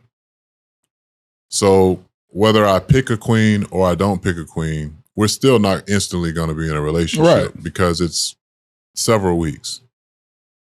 And I need some time to know that this person is my person. Because all that seed time and harvest. Mm-hmm. And for some, the harvest never comes because they're not willing to put in the seed in the ground and the time. Yeah. And so that's been my shortcoming in the past, which is I see something, I'm like, you know, they joked about it on the episode last night. Like, yeah, he'd be like, oh, you like me, I like you. All right, cool. Let's go. Let's roll, you know? So that's how you was. You one of them people, you're a hopeful romantic. You just fall in love real quickly? I wouldn't say I fall in love. You fall in connection. I think I commit. No, I don't commit quickly either. you said I like you, you like me. Let's go. Yeah. All right, let me ask you this, because you said this is something that I want women to hear. I asked you earlier in the interview about how was your dating life like in college and growing up, whatever. You said, well, I was, I didn't come into my own. I wasn't the most attractive growing up or whatever. Oh, I'm handsome as hell now. Yeah, I know who I am now. So. You know who you are now. And then you said, but then you alluded to almost like you was the guy that didn't have a girlfriend, that didn't have that. Then we started unpacking it. I was like, so you wasn't smashing nobody? Hold on now. I was smashing. I was this. I had my fair share of entanglements. So answer this real quick. So when you look at that, when you said, no, I didn't have a lot of girlfriends, but I did have sexual partners. But then you also said that you wasn't the type of guy that felt confident from the looks department. It didn't stop you from getting no women? No, but it didn't stop me. It didn't preclude me from, it didn't get me women that actually would be good for me in the long run. Explain. I think we can find a sexual partner anywhere, men or women. You can find somebody to have sex with you anywhere. Even if some people feel like they got to pay them, it's possible for you to have sex with literally anybody. Yep. To find somebody that actually values you and values themselves to the point where sex is not the indicator of whether or not we continue our relationship. That will allow me to see the fact that this woman actually sees me in a way in which other people, I jokingly said it on the episode. I was like, yeah, objectify me, because she's like, well, you seen him with his shirt off. I was like, yeah, objectify me then, But it's not, I'm so much more than this shell that I'm in, When did that come about? When did you come to the realization that you value yourself more than just what you can do? And I'll say back in slavery, all they used us for is to procreate. And we've been inundated with that ideology, especially as Black men, that just have sex with women, no emotions, whatever. When did you come into this evolved man, this comprehensive man that says, you know what, I want you to see me for the value of what I have to offer. I want you to see me for the contents of my character. When did that shift? At what age? Honestly, probably around 35. What happened at 35? I just started like kind of getting some footing in WWE. I'm traveling all the time. And when you're on the road a lot, like you don't really have chances to really foster relationships with people. And, but I always knew that like I wanted to be a really good dad. And so, were you married during this time, or you was about to get? I was not. Okay. I got divorced, and I started wrestling when I was 33 years old. But again, I think being a father it literally saved my life, because I had so much of a perspective of like, I don't want to be involved with the wrong person that brings shame to my kids. Like I tell my kids all the time, like, don't be out there embarrassing us, So the likelihood of you seeing me get a DUI is 1,000% not going to happen. Right. The likelihood of you seeing me in a domestic violence situation, 1,000% not going to happen. The likelihood of you hearing about me slapping the hell out of somebody that was doing something crazy, I give it at about a 50%. But I got to be pushed there. Because I always tell my kids, like, for me, raising my children, they were never afraid of like getting a whooping. Like people would think, oh man, I don't want to piss him off either. Yeah. It's like, I spank my kids here and there, but not really. Because I got whooped all the time as a kid. And then you get immune to it. He's like, oh, no so big deal. Keep it up, I'm going to whoop you behind. All right, cool. All right. It is. You know, so I never wanted, my kids are more afraid of disappointing me than they are ever in getting a whooping. And that is the same for me. So in this stage of life, my kids really just want their dad to be happy. Good. I want to go back to this. You said you found your value as a man even after marriage. Mm-hmm. So that means you said vows to somebody, same as I did, took vows not realizing your value as a man. Mm-hmm. And then after your marriage is when you came to the knowledge of, you know what, I want to be more than just this external body. Mm-hmm. I want somebody to love me. And first of all, love myself for who I really am and my purpose that God has called me to be. You were traveling the road. We can only imagine what was offered on the road. Mm-hmm. And so you get inundated, desensitized by women's bodies all across the world. I don't get desensitized. You don't get what I you love get. Women. Yeah. So, but I always tell people there's a difference between options and choices. Break it down. Well, there are options everywhere, but it's dependent on, you have to choose at some point. And so I chose a lot less than the options that I had available to me. And I chose a lot less, not necessarily based on my coming to this space where I'm just this great man and I should have this type of woman and all this and that. It was really like, this is not going to last a long time. Mm-hmm. And I don't have a lot of time to waste. And if somebody don't understand that, like, time is the greatest asset to me that I can never buy any more of, I can't replace it. I don't want to waste my time being in spaces and being with people that don't understand me. You understand the illusion of me. Yes. You understand, all right, he gotta be 6'4", 280. And like, I check all these kind of boxes for so many different women. Yep. Right? But the most important box that I want the woman to check is that this man is a man of God. Regardless if he cusses, if he fusses, if he does, like, I am a man of God. I am also a man who is going to tell you ahead of time, it's gonna be a ride. But I look at this illustration like Jesus sat at the table with 12 people that were the worst of the worst at the Last Supper. And he chose them as disciples. Yep. So if you go to a deeper meaning of who Thaddeus is, God from the beginning was in me and for me. My name, Thaddeus, was one of the chosen 12 disciples. It sure is. My middle name is Michael. One who is like God. Mm-hmm. My last name is Bullard. First four letters of Bull. First four letters of my last name is Bull. My sign is a Taurus. Ladies, I'm giving you the 411 right out of the gate. Boy, I am hell on wheels at times. You can know it from my name alone. And so when you look at that from 35 on up, have you ever been close to marriage? I have. I got engaged twice. And one of those individuals is now my best friend, LaRonda. And, it didn't work in that space. But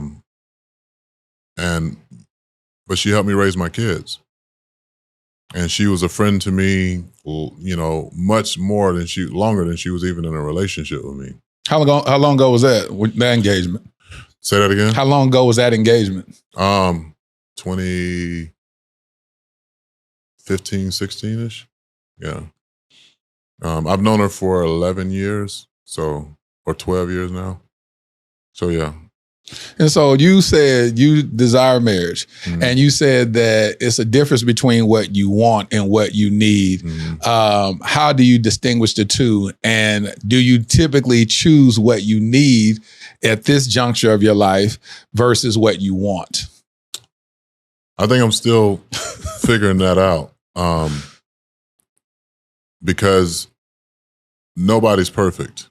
And there's no perfect case scenario, and that's why I always go with this list of, you know, we say we want them to be this and we want them to be that, and well, what about when they're not those things?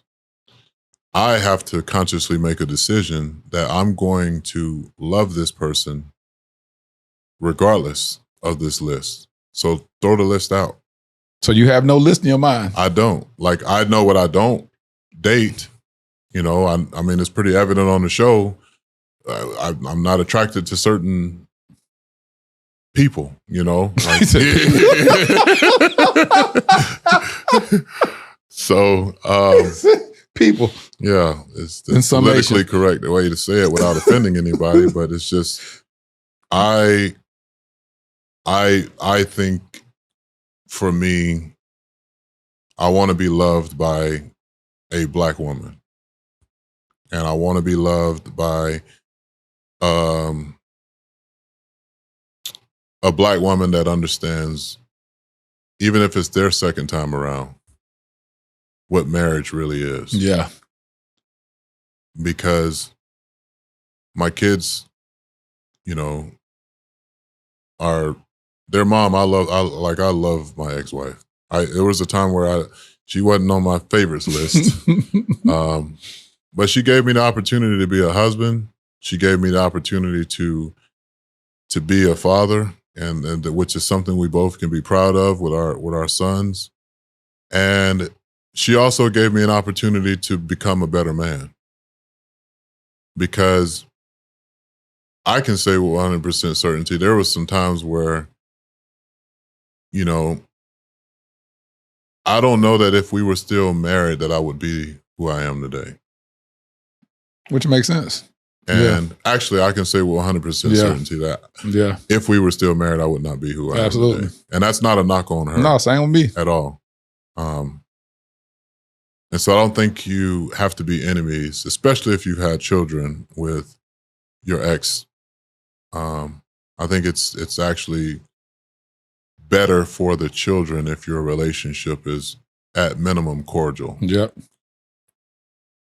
But I never felt, you know, years ago, I never felt like I would feel where I'm at today in regards to, if somebody would have asked me, what's something you want to do that you haven't done, or that you would do again if you couldn't do it again, if you, and it's, I want to be a husband. So but I don't want to just be like, I have to make this like very plain. Like, I don't want to just be a husband. I want to be a husband to the wife that God has selected for me. And that I say, I'm your husband, not somebody that says, God told me you was my husband. God gonna tell a whole lot of people. Shots fired. Yeah. I saw that in the upcoming episode. Just because God told you don't mean he told me, but we'll see. Yeah. Let me ask you this. As a Black man, why is marriage important to you? And let me set it up, because I'm going to set it up with a lot of stuff that naysayers in the red pill community like to attack marriage. Men losing marriage. Women change too much. Why in the world would a man decide to get married and possibly lose half of his income? That's the worst decision somebody could ever make. Why in the world that's so toxic right now, would you desire marriage? Because God laid it on my heart that's part of my journey. Like I don't feel like I need to explain to anybody. I mean, because other people say, I have married friends that be like, bro, you sure you want to do this again? Like, bro, like you got all this, and you willing to lose all this and all yada yada. And it's like, but I serve a God, man. I can't lose. Like I when I went through my divorce before, like I left with literally nothing. Me too. Nothing, and I was fine with that. Me too. Was it hard? Absolutely. But man, I got God, man. God Testify. He is, man, God has, when I say tenfold multiply that stuff to where I'm writing checks for people to go to college, which at this time, years ago, it was probably my salary. Yep. At best. Yep. I'm writing checks through my foundation that are paying hundreds of thousands of dollars to give people opportunities and give people resources. We're spending hundreds of thousands of dollars on mental health counseling for families that are not mine. So when I tell you I can go outside right now and be free and butt naked, and I don't care, except for getting arrested for it, because there are laws. Yeah, nobody can take anything from me that a God won't replace. There it is. So I can't go into this thing with a fear that this might not work out. Like I'm not even wired that way. When people say like, "Oh, well, how are we gonna do this and how are we gonna do that?" I don't know all the details, but we're gonna do it. We're gonna do it. We're gonna do it. And then it gets done and they're like, man, that son of a gun did it. I told people we're going to have the largest back to school bash in the world 8 years ago. Well, what about this and what about that? I don't know all the details. What God laid on my heart, if God gave me the vision, it is possible. That part. It's going to come into pass. Well, have you booked the stadium yet? No, I haven't booked the stadium yet. Well, how you going to get don't ask me no more questions. You in or you out? My track record says this gonna get done. If that dude says this is going to be done, that's going to be done. So for me, in regards to me wanting and desiring to be a husband, like God gives us the desires of our hearts. That part. And it took some time for my heart to accept the fact that I can be successful in this space. Mm-hmm. But it's the same heart that I got married with before. Only difference is the life experiences, the growth, the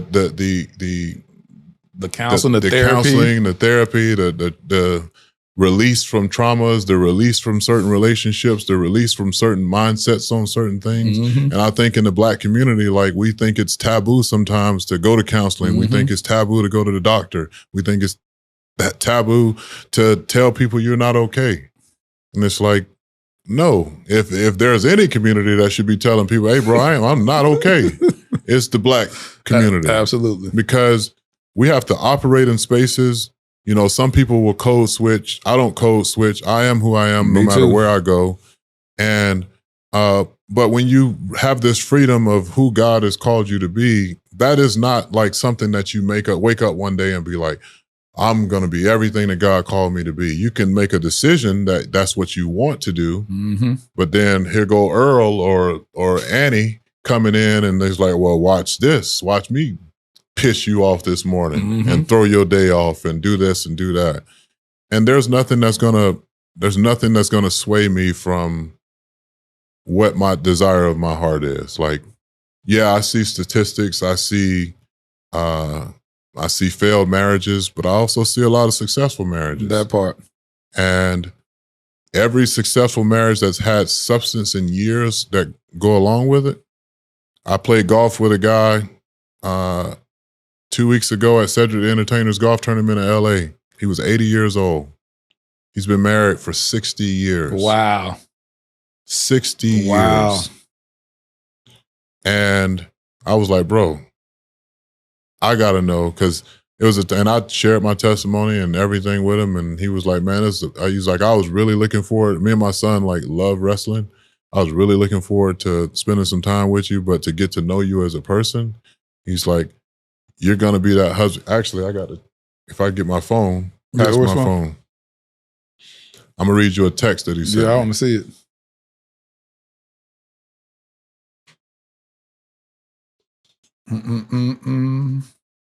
I would tell the future wifey to bring it, and then y'all see the backside of her walking up on the back. They were like, "Oh, what? We seen her. Yeah, we seen that dress. Saw the hem of a garment." It's interesting because I know the future wifey is sitting there listening and saying, "Why does Thaddeus and Latera sound so similar?" You know, just about everything that you're saying, the way we look at marriage, the way we made failures in the past, learned from it, went through therapy, went through healing, been totally transparent about our past and saying, this is what I've done in the past, but this is what I look forward to being as a better man, the better husband for the future wifey, and not letting the naysayers distract us from what God has called us to be. Go ahead. You want to read it or you want me to read it? Go ahead, read it. All right.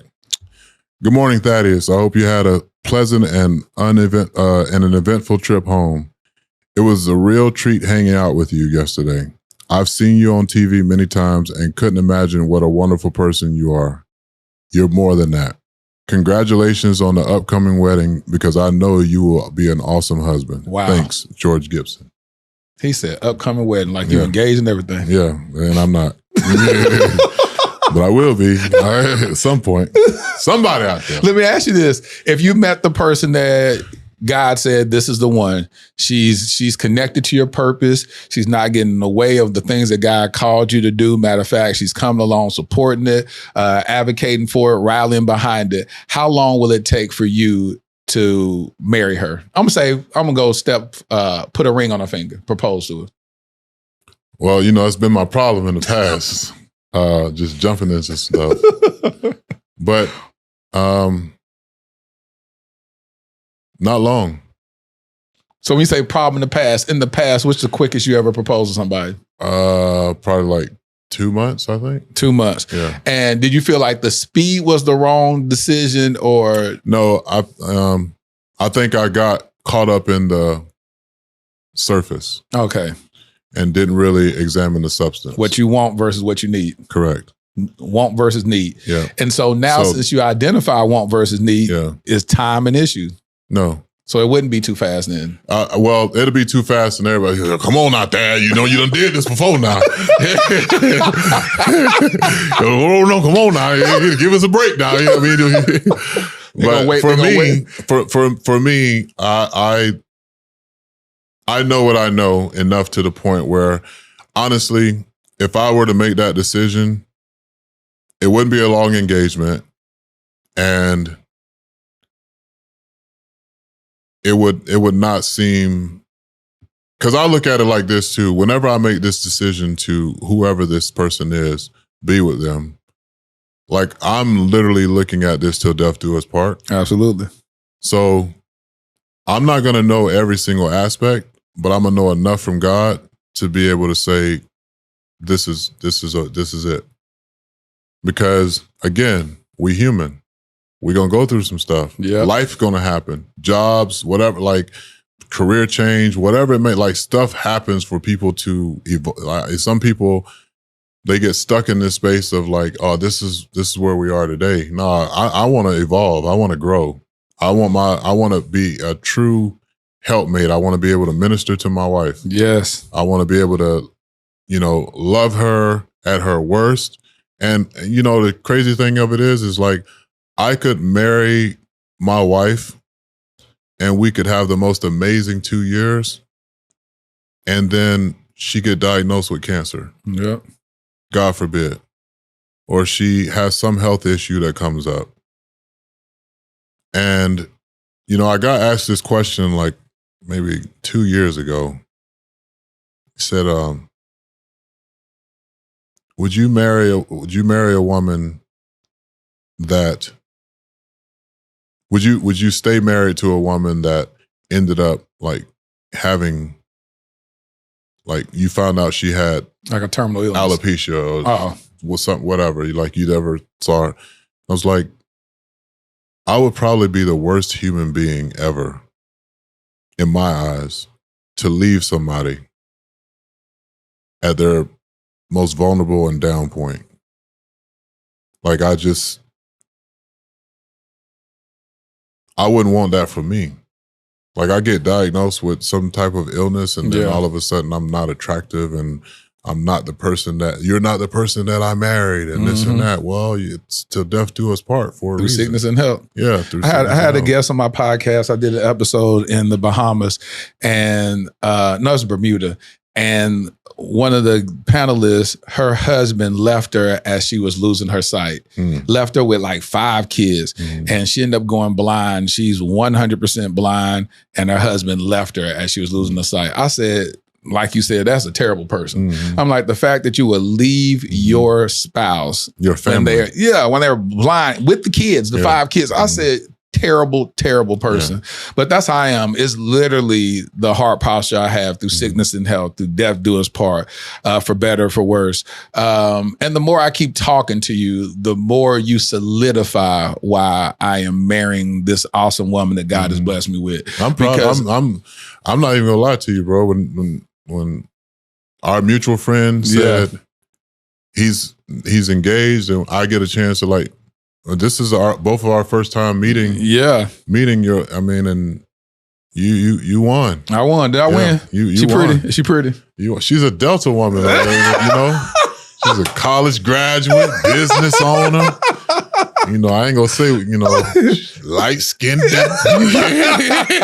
Got some real pretty. Got all her hair and her teeth.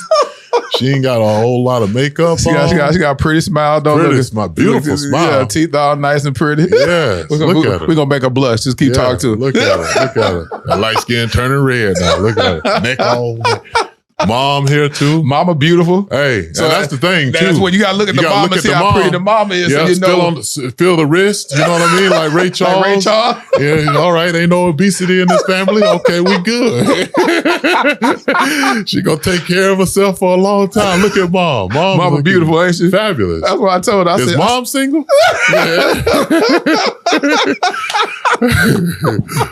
Look at it. We got mom blushing. Yeah. Well, hey mom, you single? Look at her. She just giggling over there. Look at her. Got a boat blushing. Listen, man, how can we support you? I know you've written 2 books. Tell us about those books you've written. Yeah, so the first book I wrote was There's No Such Thing as a Bad Kid. It basically tells and chronicles my story about what I was told at 12 years old that kind of helped change my life. And then my second book, my most recent book, is Wrestling with Fatherhood. It is my championship journey to my greatest title. It was not WWE champ. It was not Super Bowl champ. It was dad. And so I think that any man, regardless of race, color, or creed, if you have the honor of being a dad, that it's the greatest title you'll ever possess. And so I just talk about my journey, and I, go on the heels of some other guys' friends' journey that are fathers as well. We talk about divorce, fatherhood. We talk about being in marriage. We talk about growing up without a dad.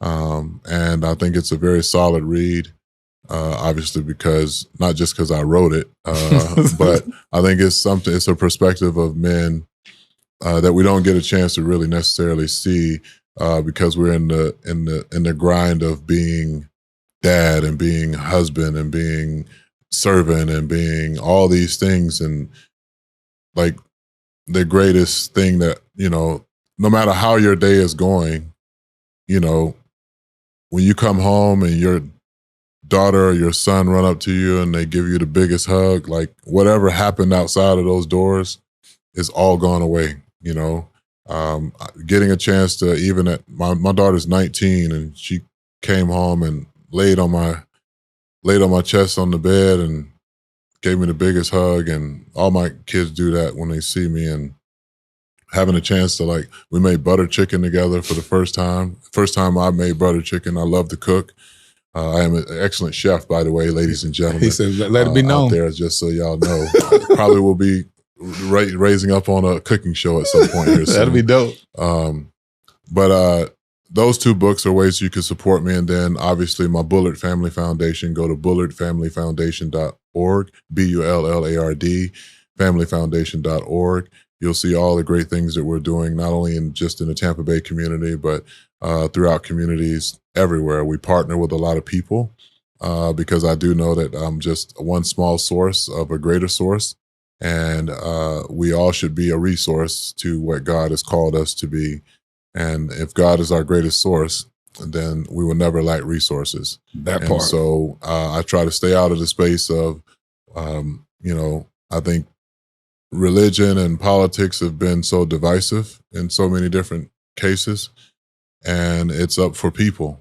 When people make a decision, regardless of their color, their creed, their political affiliation, that enough is enough, that's when real change happens. And you can always center that around what's right for the cause. What is the cause at this moment? Yeah. And so I want to thank you for allowing me to be on this platform and allowing me to meet your beautiful fiance and future mother-in-law. Yeah. Dear future mother-in-law is the next podcast coming out. Yeah, co-hosted with her. Co-hosted with her. I'm a host. I'm a host with you, Mom. Y'all co-host. Yeah. No, but it's much like, I give so much credit to Will Packer, and Lighthearted and Holly and Rodney Pete for giving me a space and a venue to be my authentic self and also help me become a better man and come closer to one aspect of the man that I want to be, which is to be a husband. And, it's platforms like this that not only celebrate the opportunity for love, but it also gives you the opportunity to grow. And I think this was a therapy session for both of us. It was beautiful. Right before the eyes of your fiance, your future mother-in-law. Right in front of her. Like, oh my God. This is what's going on. Because we have conversations like this and I share all that. I share all about the power of covenant and how I was like, girl, you ain't getting rid of me. I said, this is what I say to her. I said, if you leave me, we both leaving that nigga. Yeah. I said, all right, we're going to leave him. Come on, where we going? Yeah. I said, because you ain't getting rid of him. And so that's what it is. It's literally to death do we part. When I ask you this question, no spoiler alerts, but what can we look forward to in the rest of the season? You can look forward to seeing more of me being me. And we do have a little moment where the woman said that, I shouldn't say God told her that you was a husband, but she basically said you a husband. Yeah, she did. God told her I was her husband. We finna see. So maybe that text message is prophetically speaking about y'all getting. Is that the wedding he was prophetically speaking about? I don't know what he's talking about, bro. I got to watch the rest of the show just like y'all do. Kind of figure out what's going on myself. What's going on? You got to also remember too, a lot of things can happen. A lot of things can happen. But yeah, at the end of the day, I'm going. I think. The beautiful part about this journey here on King's Court is that you get the chance to see authentic Thaddeus at his core. I'm not afraid to cry. I'm not afraid to laugh. I'm not afraid to make people laugh.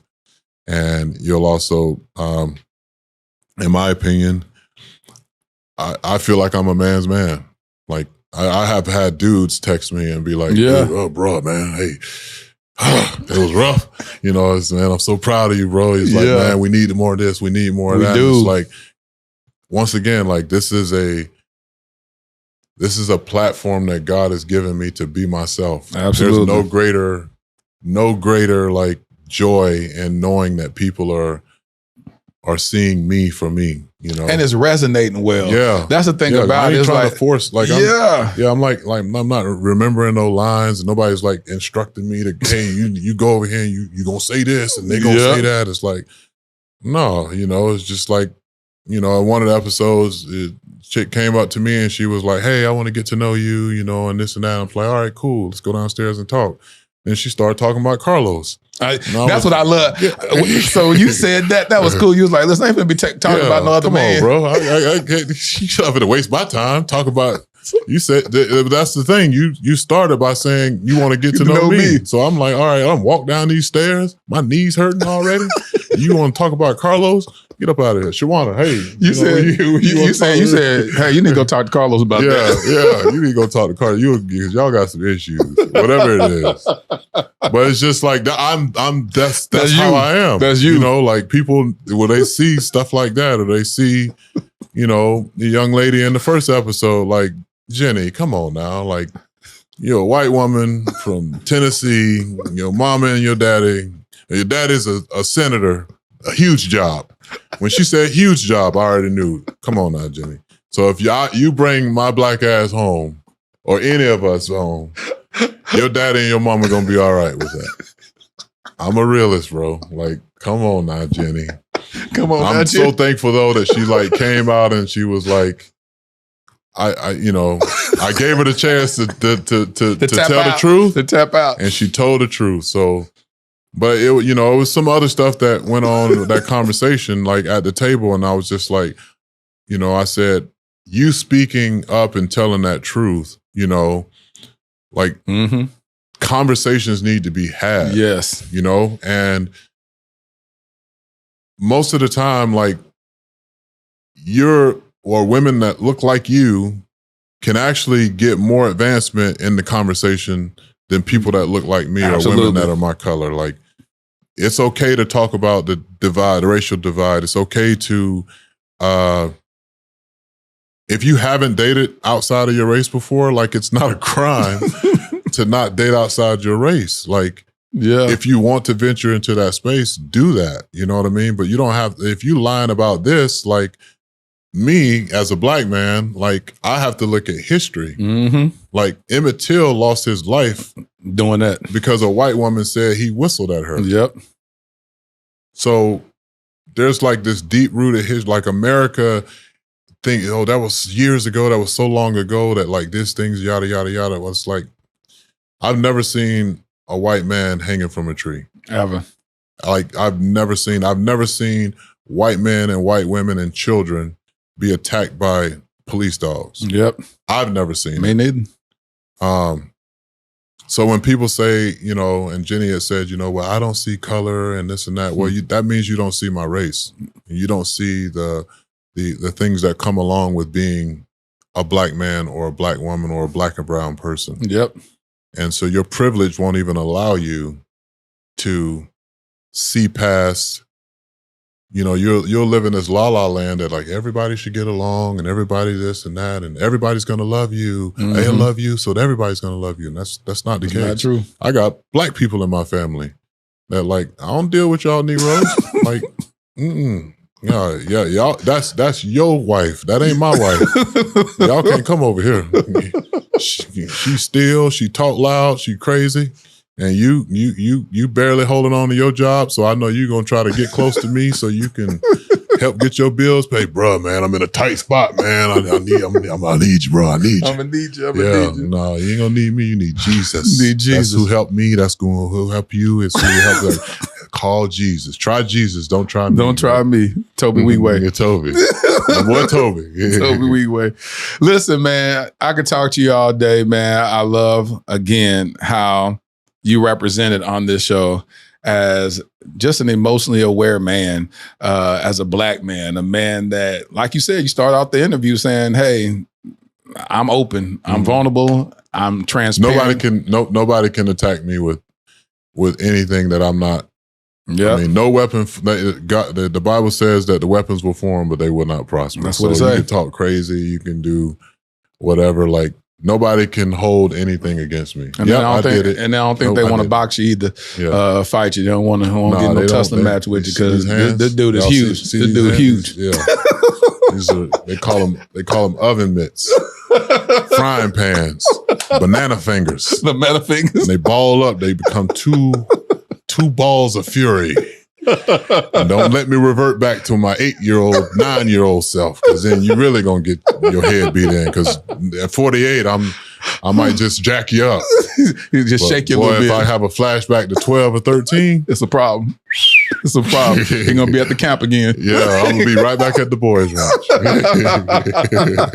Listen, man, how can people follow you on social media? They can follow me on Twitter and Instagram at Titus O'Neil WWE, at TITUS ONEIL WWE. Yes, the O'Neil seems a little off. I became Irish because Vince McMahon wanted me to have an Irish last name instead of being ONEAL, which is what I originally wanted because Shaquille O'Neal, oh yeah, is one of my frat brothers, but he's also everything he did in basketball, I wanted to do in wrestling. So he was doing movies and film and all this and that.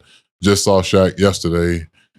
He calls me Cuzzo every time he sees me, even though he's like 16 times bigger than me. I hate standing around. I took a picture yesterday in between him and Dwight Howard, and I look like Kevin Hart in the picture. Like, come on, man. I started to do exactly what Kevin does too with people that are taller than him and cut the head off the picture. And I was like, cut the head off the picture. Yeah. Hilarious. So Titus O'Neil, WWE, social media on Instagram and Twitter. Hey, make sure y'all go pick up his book, go on Amazon, go to the website, go donate to this foundation. Hey man, I salute you, King, young King, as your kids call you. Mr. AKA handsome, Mr. AKA gorgeous. Yeah. Hey, ladies, learn something now. I don't be over abusing it now. We all see me now. Don't over abuse. Let me ask you this before we let go. What is your dating age range? If you said your wife, is there an age limit from the youngest to the oldest? I probably would not date anybody under 38. 38, and then the oldest. Oh, I don't have no oldest. Okay, you're about 65? Oh, how old are you, Mom? whatever age she is, that's the oldest. How old are you, Mom? Oh, yeah. 65 might be it. 65 is the age? Yeah. 65 might be it. 65. You can cook, right? Peach cobbler. I need some sugar-free versions, dairy-free versions now. I'm trying to keep this, you know what I mean? He's a sugar-free peach cobbler. All right, so you said 38 to 65. There it is. Yeah. And, it could be older, too, depending on how they look. He said it could be a little bit older. Yeah, I don't mind a little seasoning at all. Well, we both on the back end of life anyway. So, yeah. Also, too, the older you are, the less you give a damn about like a lot of stuff. You know what I mean? Like, you don't care about no Instagram followers and, getting the right angle and all this and that. Like, take the picture, man. Take the picture. 1, 2, 3, cheese. Let's go. Let's roll. I'm trying to eat. I need to be laying flat by 9 o'clock so I can get up and work out. I want to watch TV. I want to watch my stories. I want to watch CNN. I want to go to games. I want to go to plays. Like, you talking about, I don't need nobody trying to go to the club and trying to be at the hookah lounge and all. Like, nah, that ain't me. That is not We're going to go eat. We're going to go to some fun activities. We're going to travel. We're going to go sleep. Yeah, we're going to go to sleep. After. And after. And after. Sleep after. After. Yeah. A little extracurricular activity. We never want to preclude that from the relationship. We're going to put each other to bed. We're going to put each other to bed. Yeah. Amen. Go to sleep. Night-night. Night-night. Y'all give it up to my boy, Thaddeus Bullard, a.k.a. Titus O'Neil. Give it up to him, y'all. Stay tuned to the end for a letter to my future wifey. And writing these love letters to you. Ladarian, thrusted suddenly into Child Protective Services in 2015. My nephew, Black, a boy. The likelihood of being adopted outside of kinship, slim to none. Armani, 16 years old, Black, a boy, with 5 years in the foster care system before I even knew his name. The likelihood of ever being adopted, yep, you guessed it, slim to none.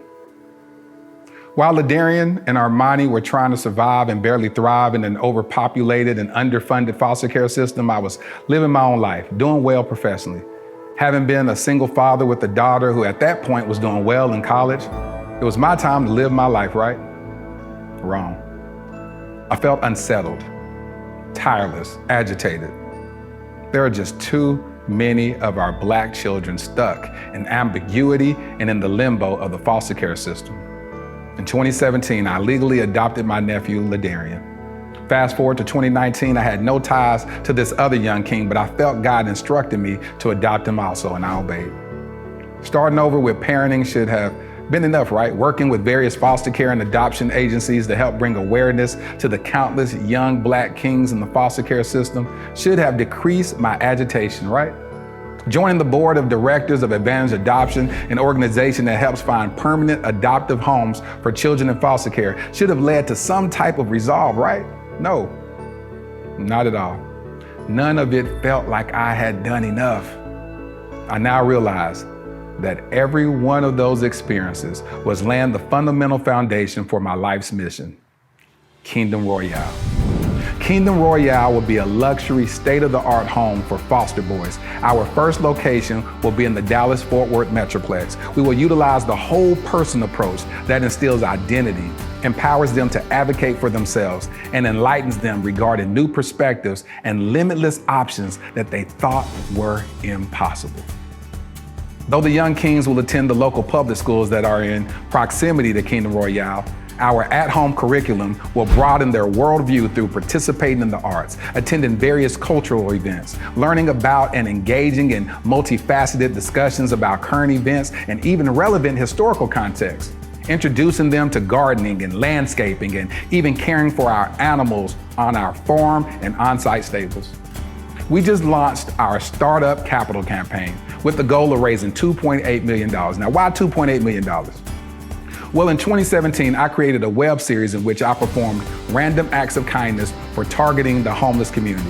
One of the most notable successes was that one of the videos went viral, garnering 28 million views.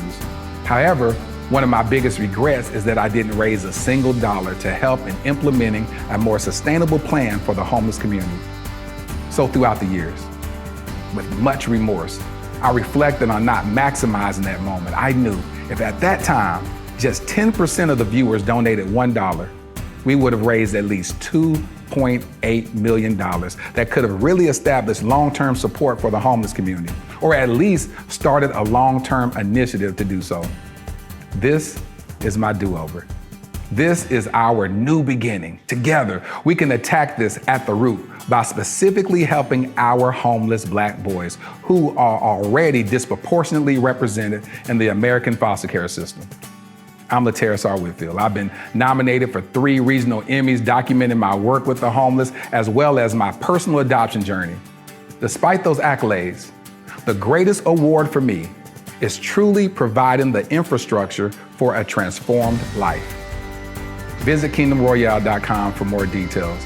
Crown a king and make a donation today.